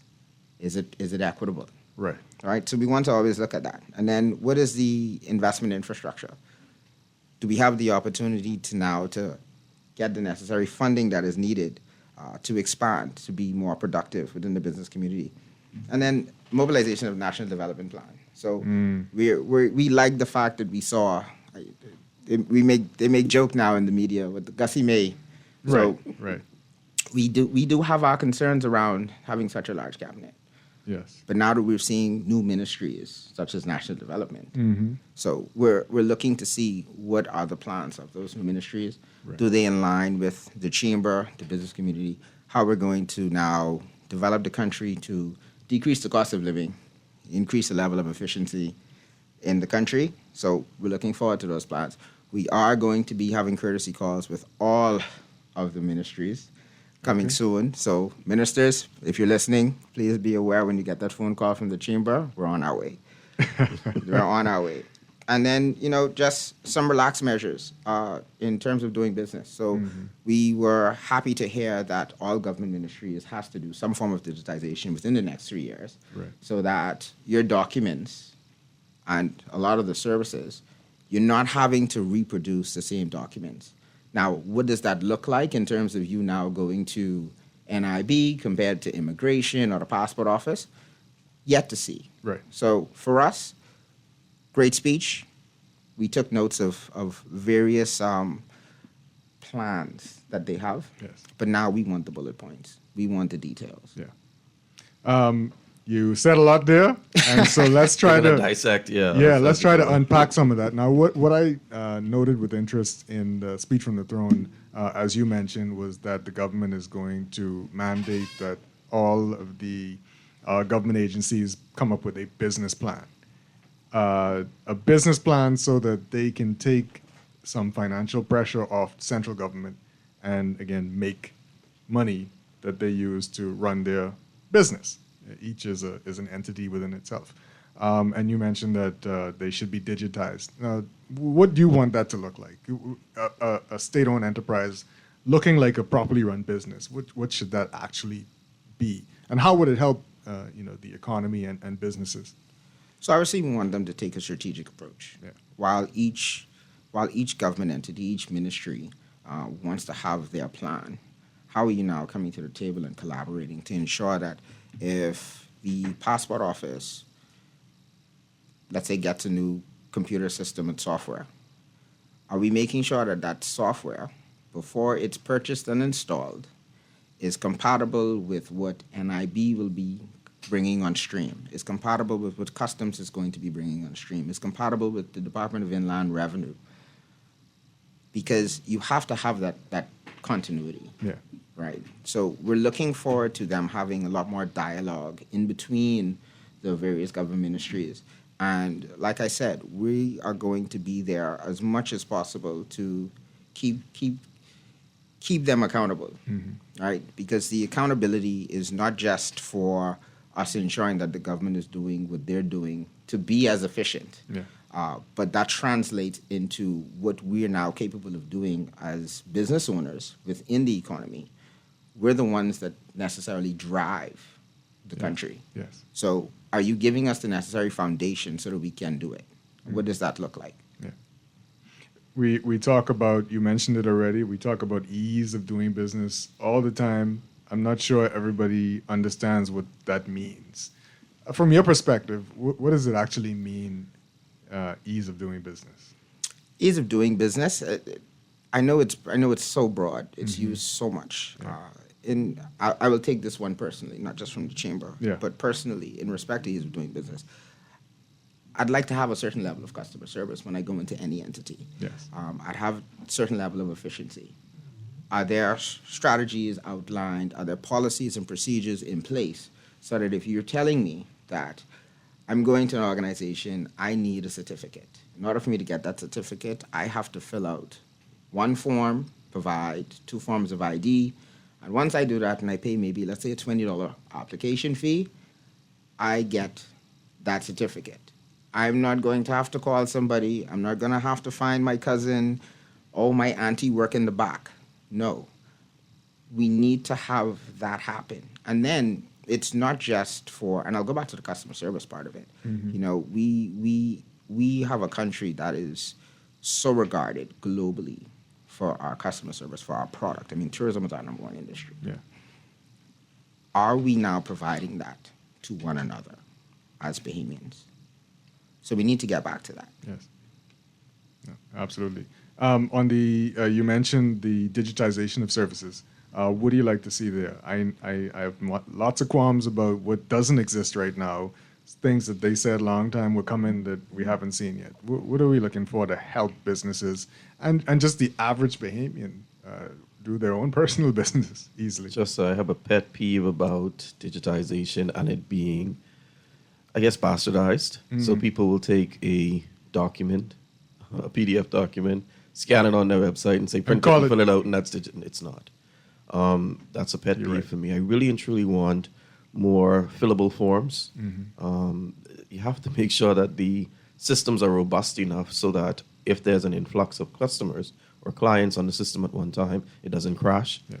You want to make sure that queries are able to be handled in real time. As Don already mentioned, compatibility with other systems across the landscape of government and services. And also, when you talk about digitization, varied or different means of being able to communicate, people learn in different ways. And just as they learn in different ways, they want to be communicated to in different ways. Right. And so do you have email, which is traditional? Do you have a call-in line that someone actually mans and answers? Do you have chatbots that are able to handle simple queries? Do you have social media pages where persons are able to call in or message in? Do you have WhatsApp channels where persons are able to see updates in real time? All of these things are part of digitization that we would like to see from the business, from of course, government services that will impact the business community. And to Leo's point, it's not just the rollout of those services, but it's how are you now educating the public on how to use those services. On their own staff sometimes. That's true. Right. Because we have obviously every age group that has to use many of the services throughout the government. But how are we going to make sure that Grammy can do the same thing that the college student can, that the high schooler can? Yeah. Right. What does that look like? What are some of the things? Let's go back to the speech from the throne that maybe you saw that you want a little more clarification or meat on from the government that you thought maybe, hey, this could be a good thing. Let's see that rolled out. We want more meat for everything. Everything, yeah. For everything. For us, though, it's a lot more around ease of doing business. Yeah. I see that a lot of policies are going to be put in place. Some changes were done to some ministries. So even down to we've gotten some concerns. Well, not concerns, but we've gotten some questions from some business owners just in respect to like simple as land reform. Right. Because a lot of businesses want to expand. And in expanding, sometimes that requires now I have to purchase land because I'm going to be building a new building, a new warehouse. What does that now look like? Is the process going to be easier for me to now close on a lot of real estate transactions? And we have a lot of real estate companies that are actually members of the chamber as well. Okay. So shout out to them. And I'm sure they're looking forward to seeing what does that look like now. Is it going to take me 6 months to close the deal, or is it now going to take me 30 days? Right. And some of the compliance departments sounded interesting as well. Compliance, immigration, compliance relative to, I was like, okay, this is interesting. And there are going to be some new fines and penalties. And for it's businesses, not I heard. And it's okay. Laverne? Yeah, hi, good morning. It's always good to have the chamber in studio. I want to go back to, I think it's Mr. Williams? Yes, guilty. But yes, you indicated that, you told them be prepared for courtesy calls from the chamber, but I wanted to know closely does the government, or if they work at all, along with the chamber, how closely do they work with the chamber to implement some of the things that was, like you said, he didn't really go in depth into anything that was talked about from the throne, the speech from the throne.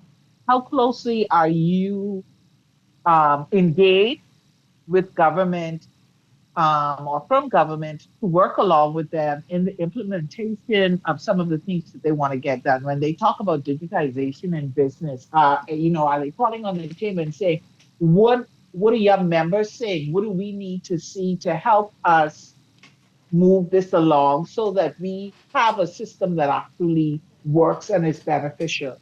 So, Laverne, great question. And the chamber liaises with the government on an almost daily basis. So whether it's Economic Affairs, Ministry of Finance, National Insurance, Ministry of Tourism, Foreign Affairs, you name it, the chamber liaises with those government agencies. In fact, one of my requests is going to be from a lot of those courtesy calls that while the chamber has seats on many committees and boards throughout the country, we're going to be asking for more.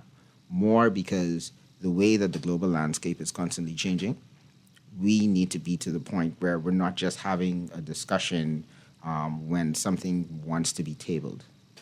We want to have the discussion when the idea is now thought of so that we can give the necessary advice, just like you said, contributions from the private sector far in advance so that we're not having the long drawn-out debates that tend to happen from time to time.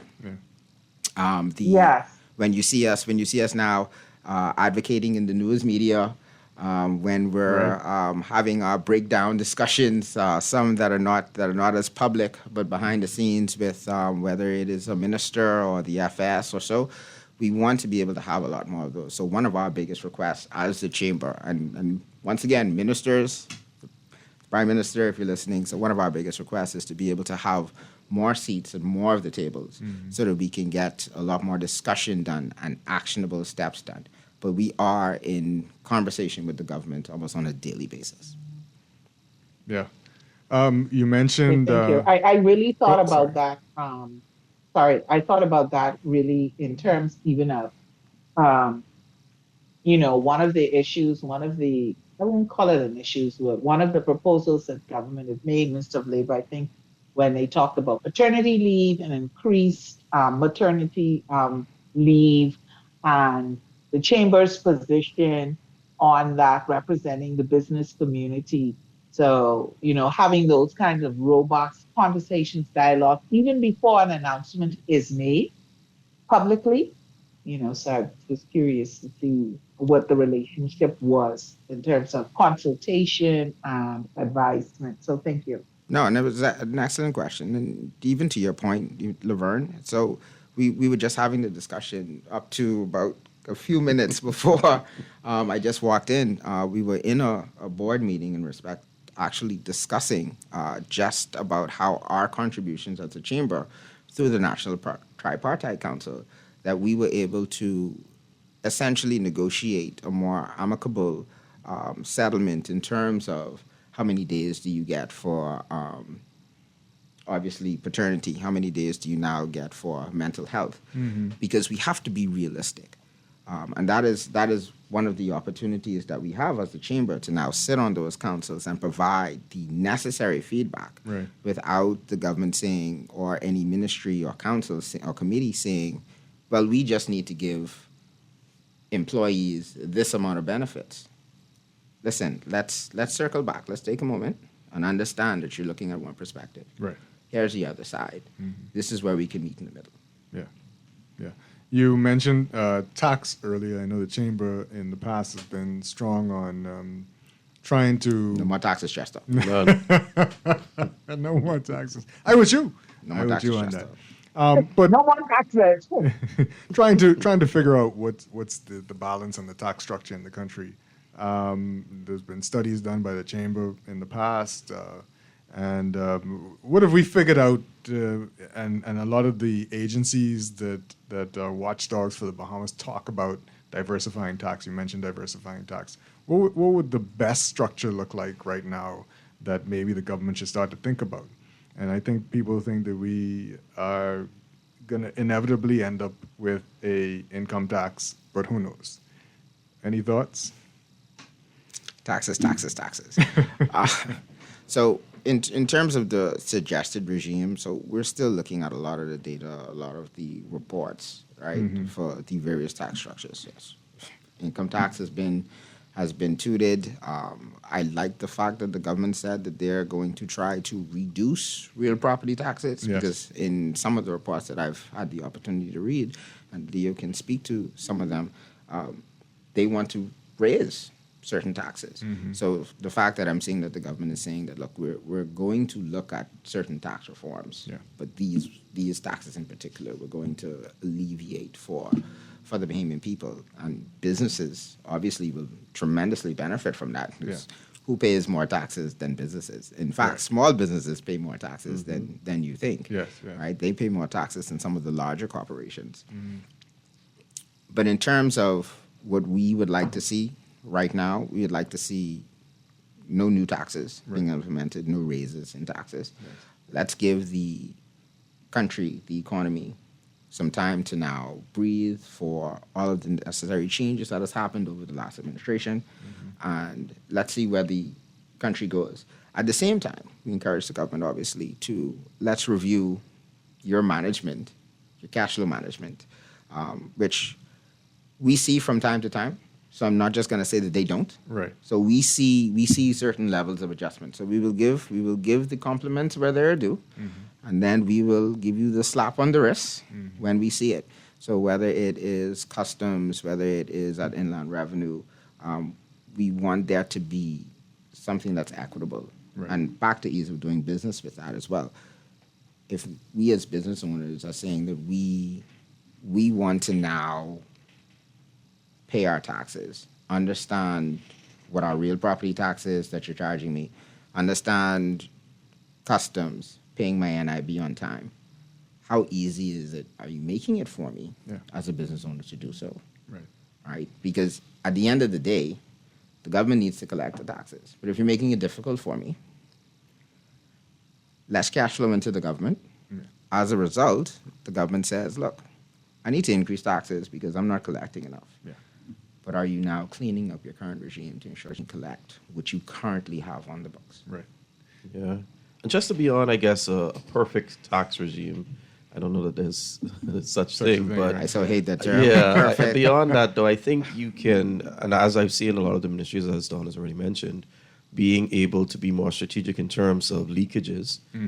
So having more customs compliant. Customs has always touted over the years that they've been doing an excellent job in terms of bringing in and closing a lot of the gaps and leakages, so as in revenue. And so managing the tax systems that you do have so that you can ensure that there is full compliance and you're getting what is due to the government, but also creating or curating a financial environment that is conducive for businesses to thrive will also help you to get to the next level, because you have more businesses who can then pass that $100,000 mark or threshold. And so you're creating that environment that helps them to expand, that helps them to hire more persons, that helps them to expand procurement. And so by doing that and creating that environment, you already begin to get more in terms of taxes and more in terms of what is being funneled into the government through those initiatives. Yeah. I may get in trouble for this, but I said this to one of my. It's a good place to do it. Currently. Headlines. I said this to one of my current directors, and I hope I'm not taken out of context for this. I said to one of my current directors. In fact, he's our youngest director, Tristan. I told him when we were on a mission, speaking at the Commonwealth Trade and Investment Forum, I told him, I wish you taxes, because VAT was due. Right, so we filed monthly, so that was due. So I told him I wish him taxes, because he was like, he's just doing it quarterly. He dreads when he has to do it monthly. I said, no, I wish you taxes. Here's why. I don't wish increased percentage taxes on you, but I wish you more taxes, because the day you file monthly is the day that means that your business has scaled and your sales are now through the roof. So I wish you taxes. Okay. There you go. I appreciate that he took it in a positive light when he thought about it, right? But I wish all business taxes. Yeah. It is how we are taxed that is the concern. Yeah. Right. Yeah. Speaking of which, I know some of the big food stores and grocers are part of the chamber. This exempt status on unprepared food is causing a problem for them. They've made it public. They've talked about it. Do you expect the government to now change that? Because obviously what they put in place before the election is going to backfire from what the grocers are saying. What are you hearing? We've been advocating for that, probably not as publicly as we should have, but we've been advocating for that from day one. We got a call the initial day that the government met with the grocers, and they expressed tremendous concern. I think the very next day we were in Ministry of Finance asking how, why, when, and it's still an ongoing discussion, because we need to make sure that the grocers have the best opportunity to provide, obviously, the best quality goods, but at the best price for consumers. And then what's not helping right now, Chester, is obviously the global unrest. So aside from what is transpiring, and we see that the percentages are not as much as we thought in terms of grocers. But what the real impact we're seeing is obviously with the global unrest, fuel prices have now gone up. So obviously you're going to see eventually shipping costs, the logistics are going to go up. So businesses are going to have to adjust. Now, I have to say, and I've seen a lot of businesses that have not made those quick adjustments. So they're ensuring that they can provide for their customers as best as possible at the latest hour as possible as well. So as the chamber, we're going to encourage businesses to do what you can to ensure that, we have a robust economy. Now, when we see the shift, you are going to start to see the shift across the board, obviously.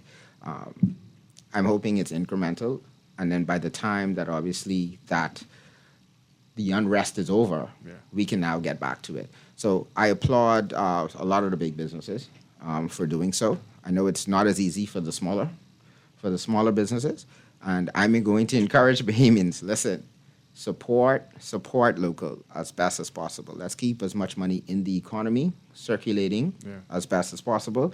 Why? Because that actually helps to offset some of that cost. I like to actually applaud Bahamas Air. So I know Bahamas Air, obviously fuel costs are rising tremendously. And they've put out quite a bit of statements in terms of they have to go up on fuel, their ticket prices. But they're doing it in a unique way. So they're just adding a fuel surcharge. Right. So by adding a fuel surcharge, you'll see the increase in the ticket incrementally. But what they're saying is the minute their fuel costs are reduced, we're now going to pass that immediately back onto you, the customer. Right. So we like to see that, right? We don't want a business to increase. Let's say they go from $10 to $15 because of the cost, and then when everything returns back to normal, we're still at $15. So let's make it fair. Let's make it equitable on both sides. Yeah. How is the chamber feeling about electricity costs, power? There's upgrades to the grid. We expect that to make a movement somehow in the cost of power, but we're also looking forward to LNG later on in the year, so we hear. But right now, it seems people are still being pained by power bills. It's a pained?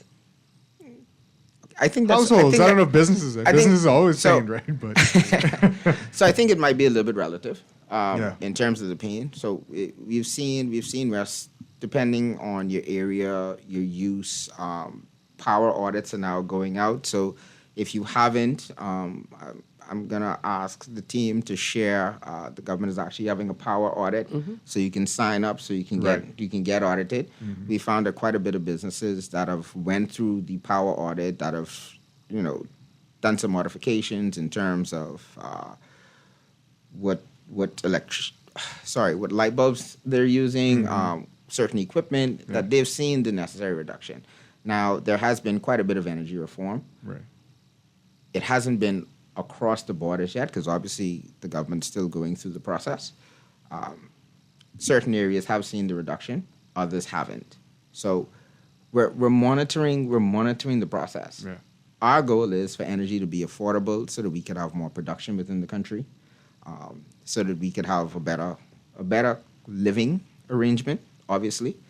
The next thing after that is housing, right after utilities. Yes. So we're looking forward to seeing what the overall impact is going to be once a lot more of those grids are up and running. Right. I don't know when exactly. So my courtesy call with the minister is going to be quite interactive, because we want to know timelines. Yeah. Obviously, we don't want to keep saying that. Look, we see certain benefits over here, and people are still seeing $4,000, $5,000 light bills over there.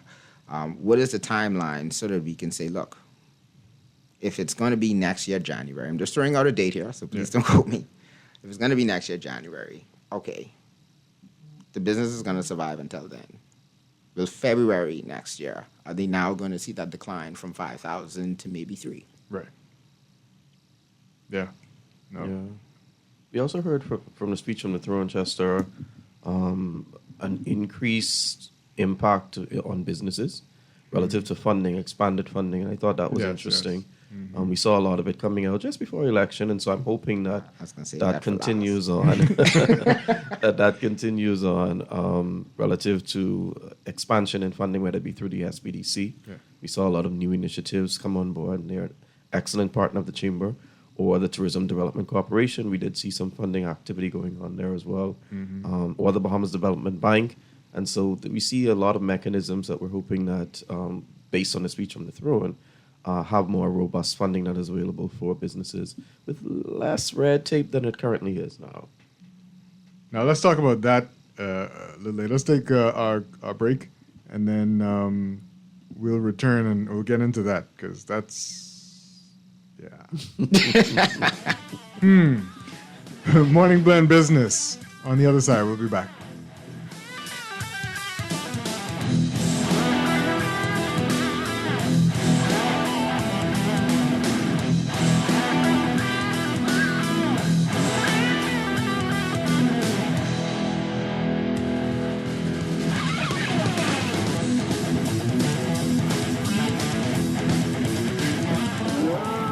Angie, how does it feel to have broken the bull riding world record? Sore, Sean. That bull was angry. Angie, I think that bull is headed towards your red convertible.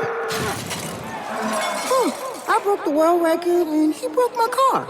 Oh well, at least I've got CG Comprehensive Motor to cover this. Get covered for collision, damage, and more. CG Atlantic Agents and Brokers. Good like that. All benefits are subject to policy provisions, including eligibility at the time of service. Screws and Fasteners World, Balfour Avenue and Palm Beach Street, has those hard-to-find fasteners for you right now. You can find stainless steel regular hex, carriage bolts, galvanized bolts, threaded rods, nails, self-tap screws, sex bolts, anchor bolts, turnbuckles, masonry tools, hand tools, and weed whacker strings. Check out the rope selection and car body fasteners, too. Special orders are welcome. It's your #1 fastener store. Screws and Fasteners World, Balfour Avenue and Palm Beach Streets. Call 326-1976. At CFAL, we understand that a secure future is the greatest gift you can give your employees. That's why our tailor-made group pension solutions are designed to fit the needs of both large and small companies. With CFAL, you can provide the retirement you and your employees deserve, ensuring peace of mind and financial stability for years to come. Join the many businesses that have already entrusted CFAL to create the right pension plan for their employees, and let us help you build a brighter future for your team. Visit us at cfal.com to get started on building wealth so you can live well. CFAL, growing wealth for future generations. CFAL is a proud sponsor of Team Bahamas for the 2026 Carifta Games. Southwest Plaza has so many stores, I've been trying to find a sensible way to list them all. There's CBS Bahamas, the Ashai Institute, BENC Snack World, Bamboo Shack Bahamas, there, the Athlete's Foot and BTC, Games and more, John Bull Fine Threads, Alive, Bahari, Dairy Queen, 700 Wines and Spirits, Sandy's, Clarkson, Island Luck, Starbucks and Lowe's Pharmacy, plus Marco's Pizza and Lorraine. Southwest Plaza, what a wide array of stores. Southwest Plaza, stop by today and explore. Planning for retirement can be overwhelming, but with CFAL, it doesn't have to be. We offer tailor-made individual, group, and pension solutions that take the guesswork out of retirement planning. Whether it's for you or your company, don't leave your future to chance and let the trusted hands of CFAL's experts guide you toward peace of mind and financial stability. Low upfront costs and affordable monthly payments make it easy for you to build wealth so you can live well. Visit us at cfal.com to start on your path toward financial freedom. CFAL, growing wealth for future generations. This is Guardian Radio 96.9 FM, streaming on GuardianTalkRadio.com and the Guardian Radio app, Nassau, Bahamas.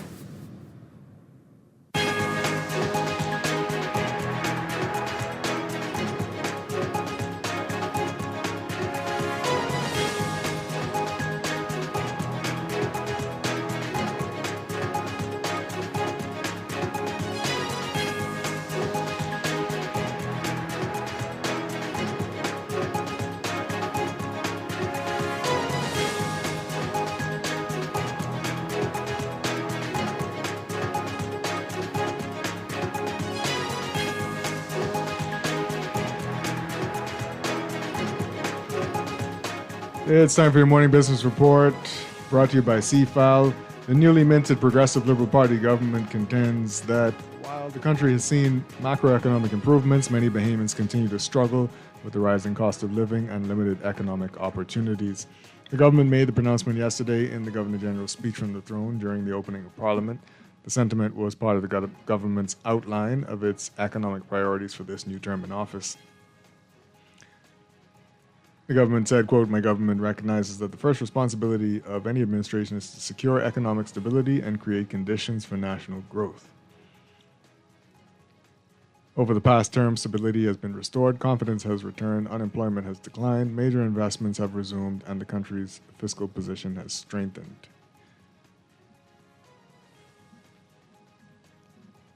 And the new Progressive Liberal Party administration is planning to overhaul the Bahamas' investment approval and incentives regime through the creation of a consolidated investment framework, a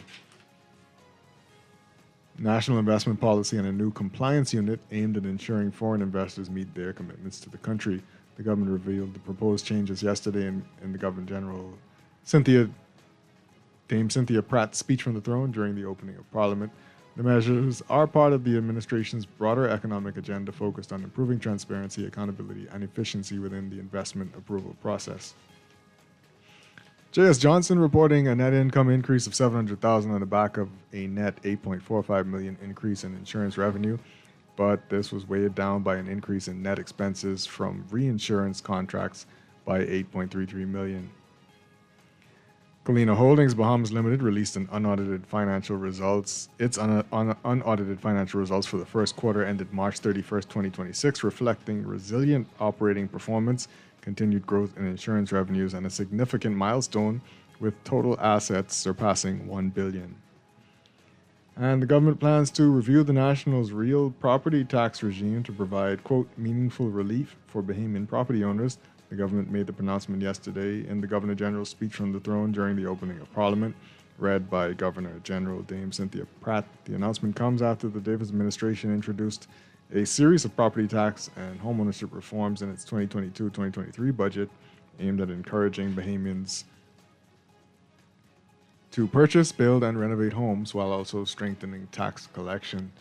At the time, Prime Minister and Minister of Finance Philip Davis said the government wanted to make home ownership more accessible for Bahamians through expanded concessions and tax reliefs. Overseas, NVIDIA quarter one results surpassed Wall Street expectations thanks to massive AI chip demand. Artificial intelligence chip maker NVIDIA quarterly results did surpass expectations. The company said Wednesday it earned $58.32 billion or $2.39 per share in the February-April period, up from $18.78 billion or 76 cents per share in the same period a year earlier. Excluding one-time items, NVIDIA earned $1.76 per share. Revenue jumped 85% to $81.62 billion from $44.01 billion. Analysts on average were expecting earnings of $1.75 per share and revenue of $78.91 billion, according to a poll by FactSet. NVIDIA's results have exceeded the analysts' projections that shape investors' perception since NVIDIA high-end chips emerged as AI's best building blocks 3 years ago.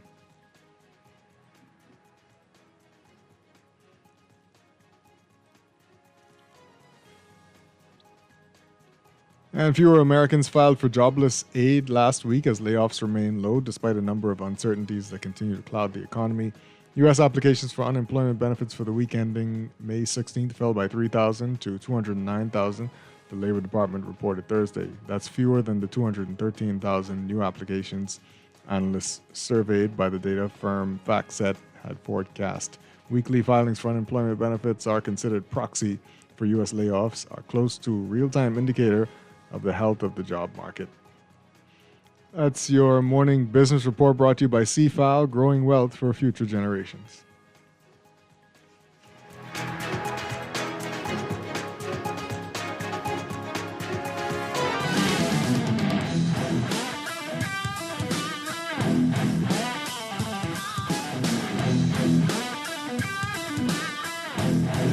And we're back with Morning Blend Business here on Guardian Radio 96.9. We're in our chamber hour with the Bahamas Chamber of Commerce, talking to Don Williams and Dr. Leo Roll.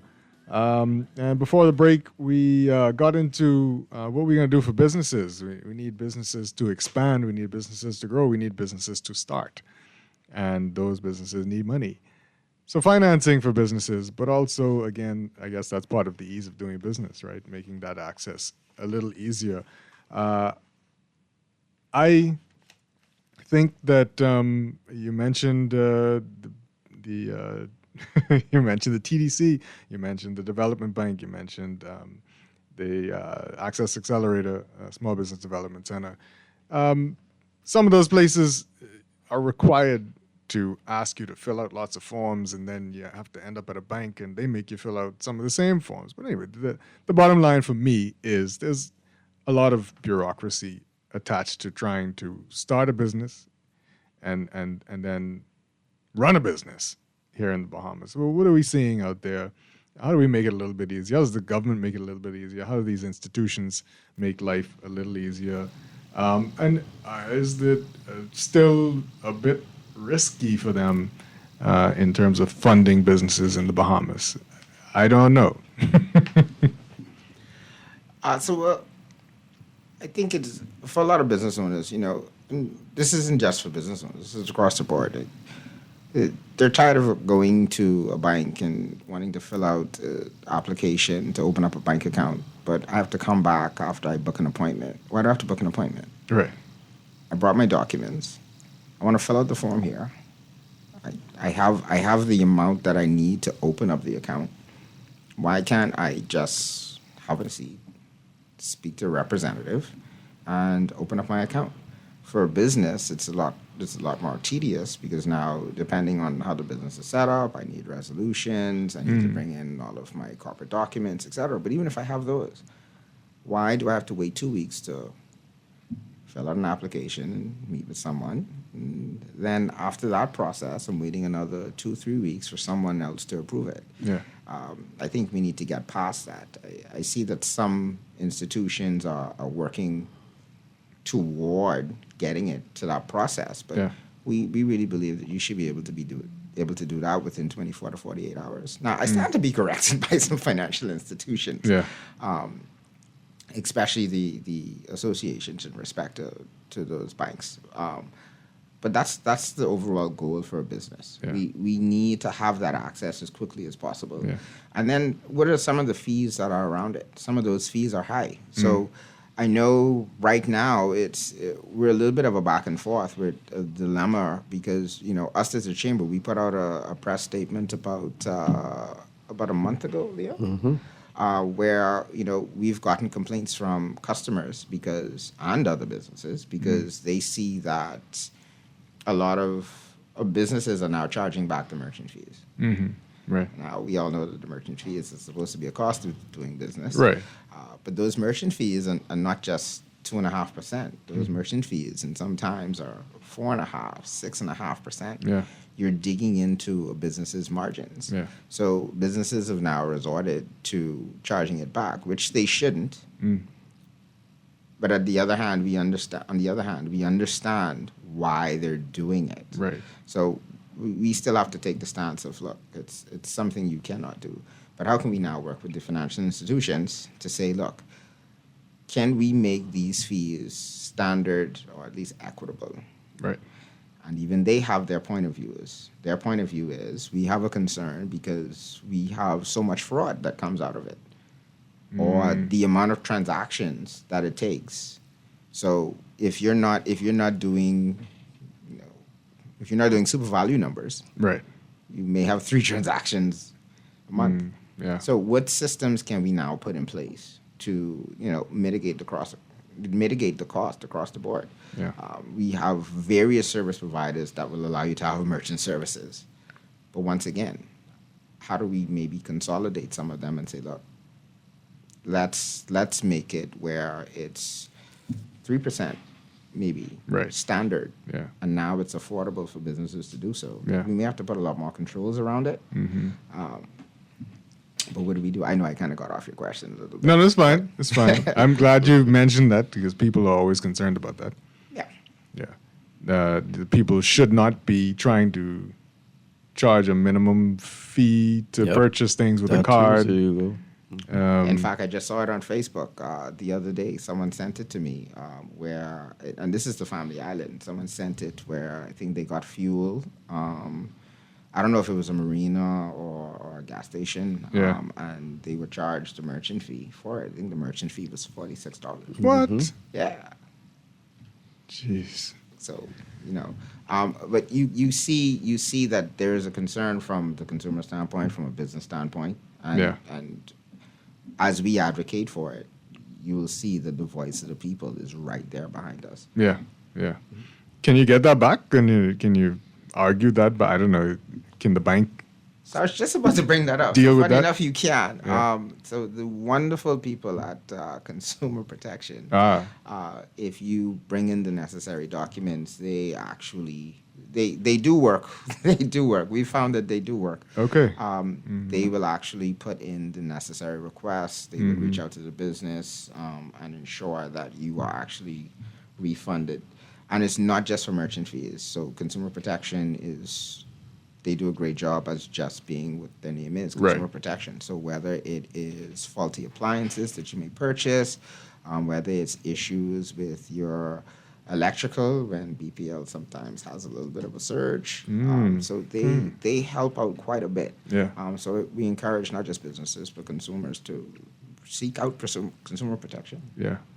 Yeah, excellent. We don't have too much time, but I want you to get into some of the things that the chamber has going on, maybe that people can be a part of, that businesses can be a part of, so that they hear more about some of these things and are able to benefit from some of these things that you have going on that'll help them sort through the weeds, as it were.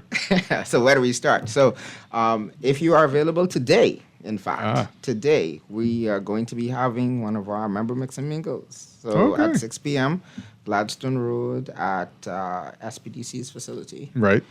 So members, you're welcome to come along, right? Mix, mingle. Interested members, by all means, we're happy to have you. We'll have the discussions. We have our golf tournament that's coming up. So if you like golf, it's one of our major fundraisers.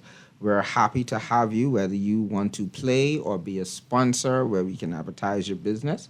And we're encouraging a lot of people this year, especially with our golf tournament. So if you're a business and you want to mentor someone, because we found that it's been done a few times, book a team. Book a team. Bring your mentee. Right.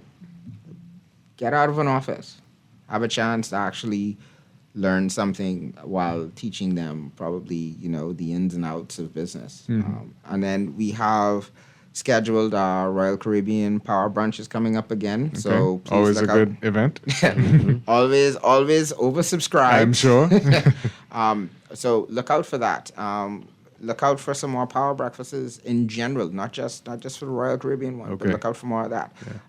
We are trying to see, with a lot of the plans that we've been asking for, we want now the ministers to be able to outline what they see as the actionable steps to get those plans. So we're working on a forum where we can bring ministers in, allow business owners to come down, sit down. It won't be a long discussion. So no, ministers, you're not allowed to come in and speak for 20 minutes. No, give us a quick outline. And let people actually ask the questions and see if you can answer them. You'd be surprised. And the power branches have often been good for those things as well. The power branches have been excellent for them. But for just like how we did the Ease of Doing Business Expo at the beginning of the year, the first week in January, we wanted to make it more actionable than just the average panel discussion that you normally see. Right. So those are going to be a little bit more intentional than just our power breakfast. Good. Yeah.